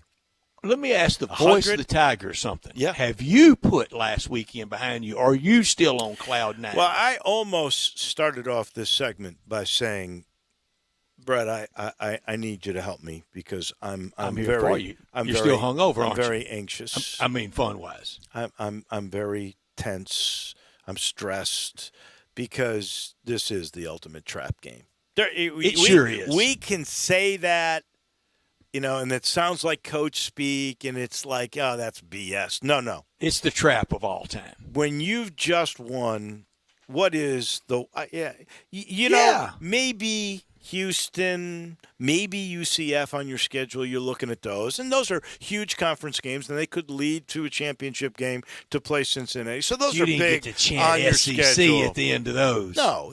When you first looked at this schedule, the one game that everybody circled right away was the fact that you got to play a Power 5 SEC school in a school that's played you quite a bit, really, which is kind of them, and that's Mississippi State. Mm-hmm. And pretty good neighbor. You just won that game. I mean, that's the game that you sort of earmarked. You've won it.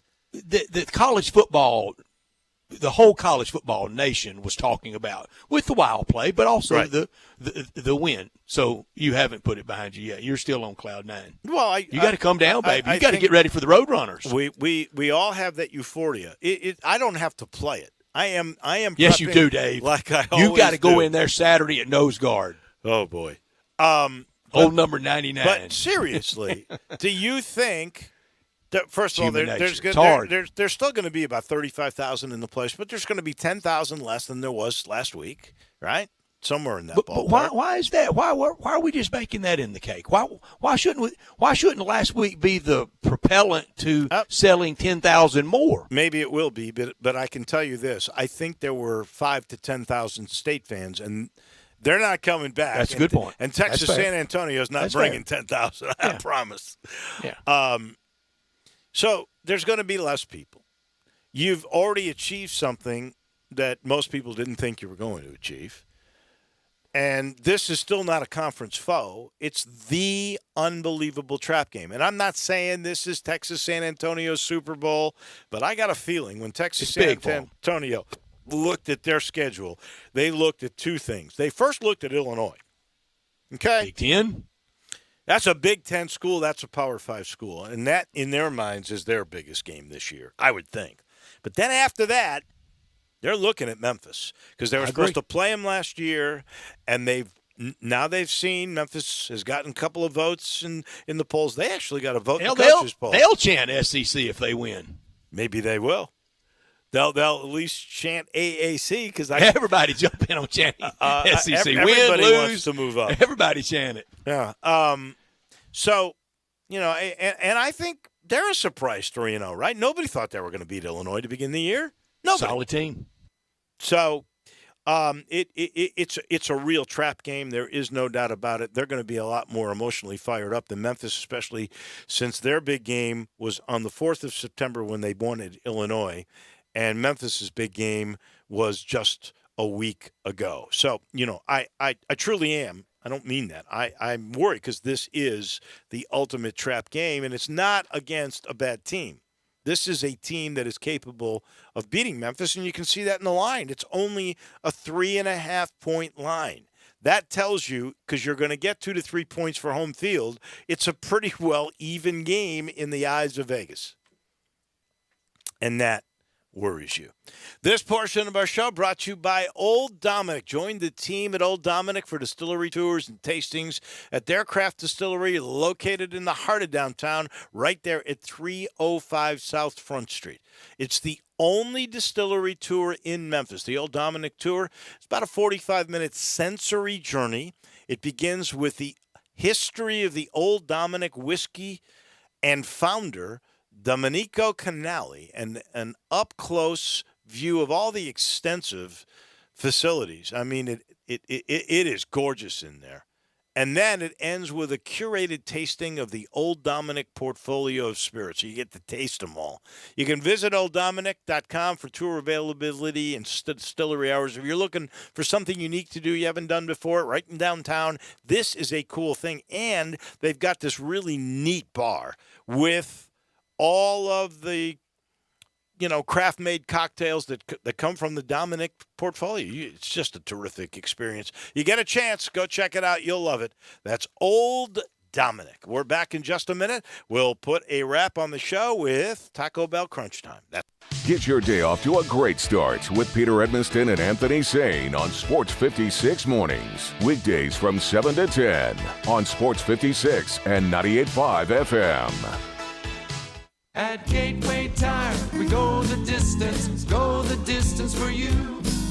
When it comes to tires, auto repair, and car maintenance, Gateway has it all. Gateway Tire and Service Center is here to help you with all your service and tire needs. Choose from Yokohama, Toyo, Firestone, and Michelin. The list goes on and on. We have tires for all your needs and budgets. And when it comes to service, Gateway Tire has the most experienced mechanics and state-of-the-art equipment. Come see us for any repairs, alignment, struts, air conditioner, schedule maintenance, and more, including brakes with a free brake inspection. Then take advantage of the Gateway credit card. Apply today for stress-free financing made easy with no annual fee. Ask about our 6-month deferred interest with any purchase over $149. Go to gatewaytireandservice.com for great deals and coupons. Gateway Tire and Service Center has it all for you and your family.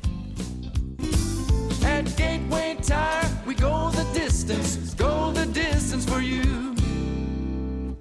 Welcome to Triumph Auto Sales, where you'll have a great car buying experience. Triumph Auto Sales is your #1 source of quality pre-owned vehicles ranging from lease returns to new car trades, all at huge savings. Plus, Triumph has a full array of financing options to meet your needs. Find your next car online at triumphautosales.com or stop in today at 4875 Elmore Road. Triumph Auto Sales will help you get the vehicle you want at the price you need and the service you deserve. For a great car and a great experience from a local and family-owned business, visit Triumph Auto Sales. This is Renee. Happy to be here. She's not some influencer. She's more of a groundbreaker, turning her 4-acre lot into a little slice of heaven behind the wheel of a John Deere 1 Series tractor. Renee runs with us because the most important job is the next one. That's all I got. Nothing runs like a Deere. Get a 1 Series tractor for just $99 per month at your John Deere dealer today.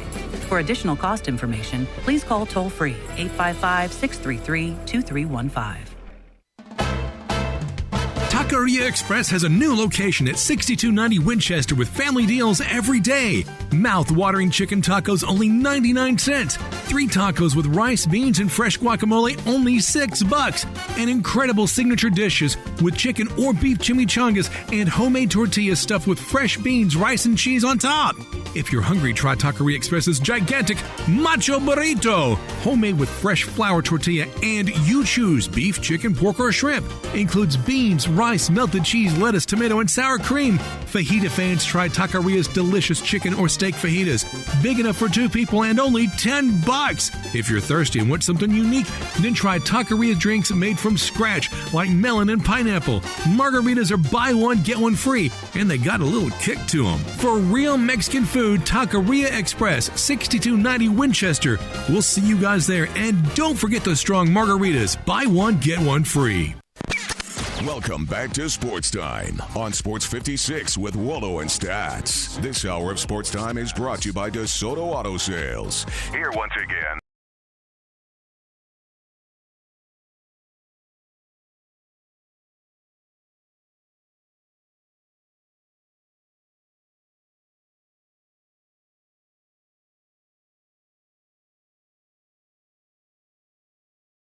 From Jay Hasselman, he was listening to us and Rex Hoggard on all the Ryder Cup stuff, and he goes, Willow, we have some new FootJoy Ryder Cup gear at the store. You want to, you could be like Brett. You could go get some Euro stuff probably. I wonder if he's got Euro stuff there. If you want to get the American stuff like I'm going to have, you can just get to I-240 in Poplar because they've got American Ryder Cup gear that is fresh from FootJoy. How cool is that? One of the coolest things, the old Ryder Cup bags are always really neat. Everything that's neat about golf, they got it at the best golf store anywhere. That's Watts, Edwin Watts Golf.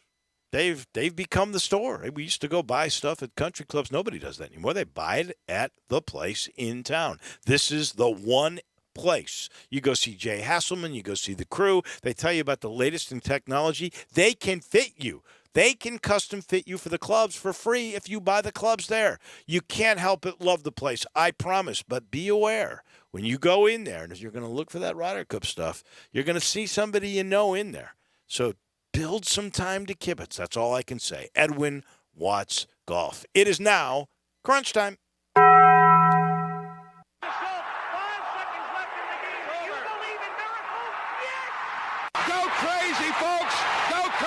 This is for all the biggest crunch time. You are looking live. In your life have you seen anything like that? Goodbye.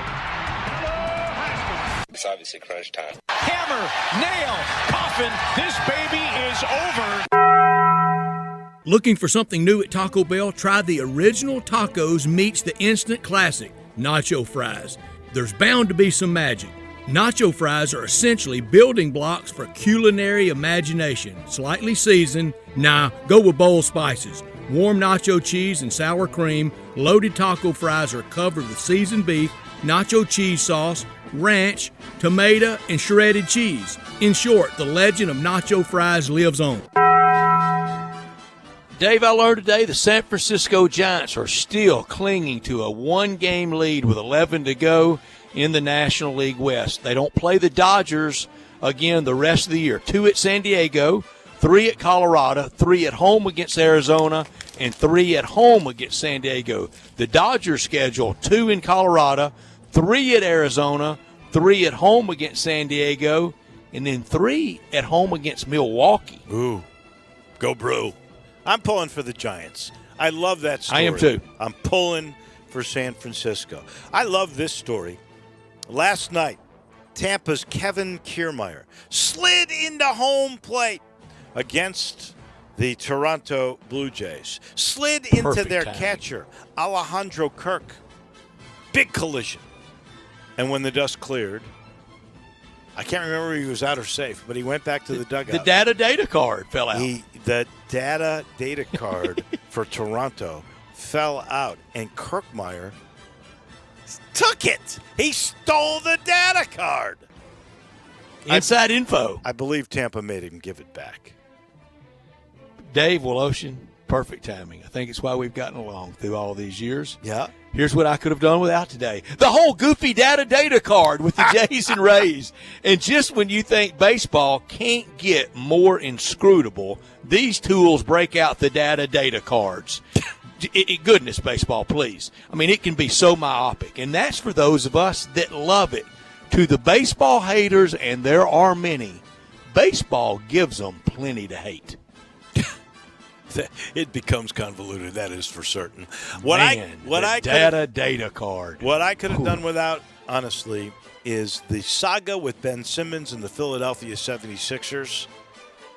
And I don't understand the double talk that is going on there. Doc Rivers basically said, he was asked at the end of the series this past spring when Atlanta beat the 76ers, he was asked if they could win a championship with Ben Simmons, and he basically said, I don't know.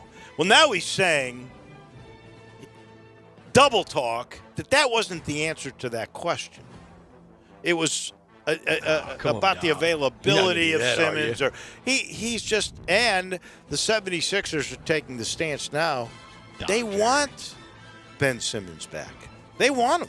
No, they don't. I hope they hold their ground. I am not on the Simmons side of this. Let Simmons. Ben Simmons learns how to shoot. Yeah, I mean, get better. Become more valuable. How about that, Dave? A lot to watch tonight. Yeah. Another night of Live from the Ryder Cup. Let's play ball. We're still 2 days out from golf balls in the air. My wife asked me that. She actually was watching it the other day. I couldn't believe it. And she said, so when is this? I said, it's not till Friday. She said, what? Dale nailed it. Let's play ball. They're going to talk about this for 24 hours till Friday?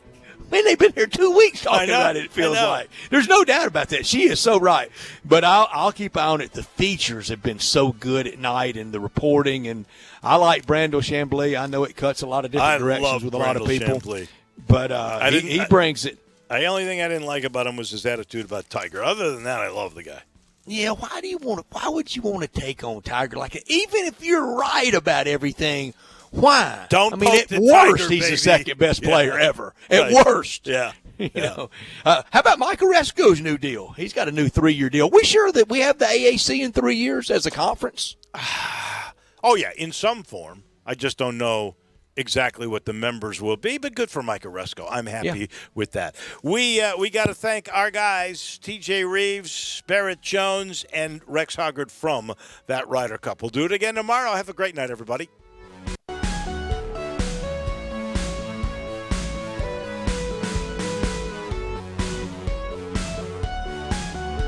Hey, Jeff Allen, I hear that 3's a charm at Gossett Kia South Mount Moriah, so I'm ready to trade up to a Kia sales event with you, my man. That's right, Randy. 3 rides, all just $248 a month. Take your pick from a 2022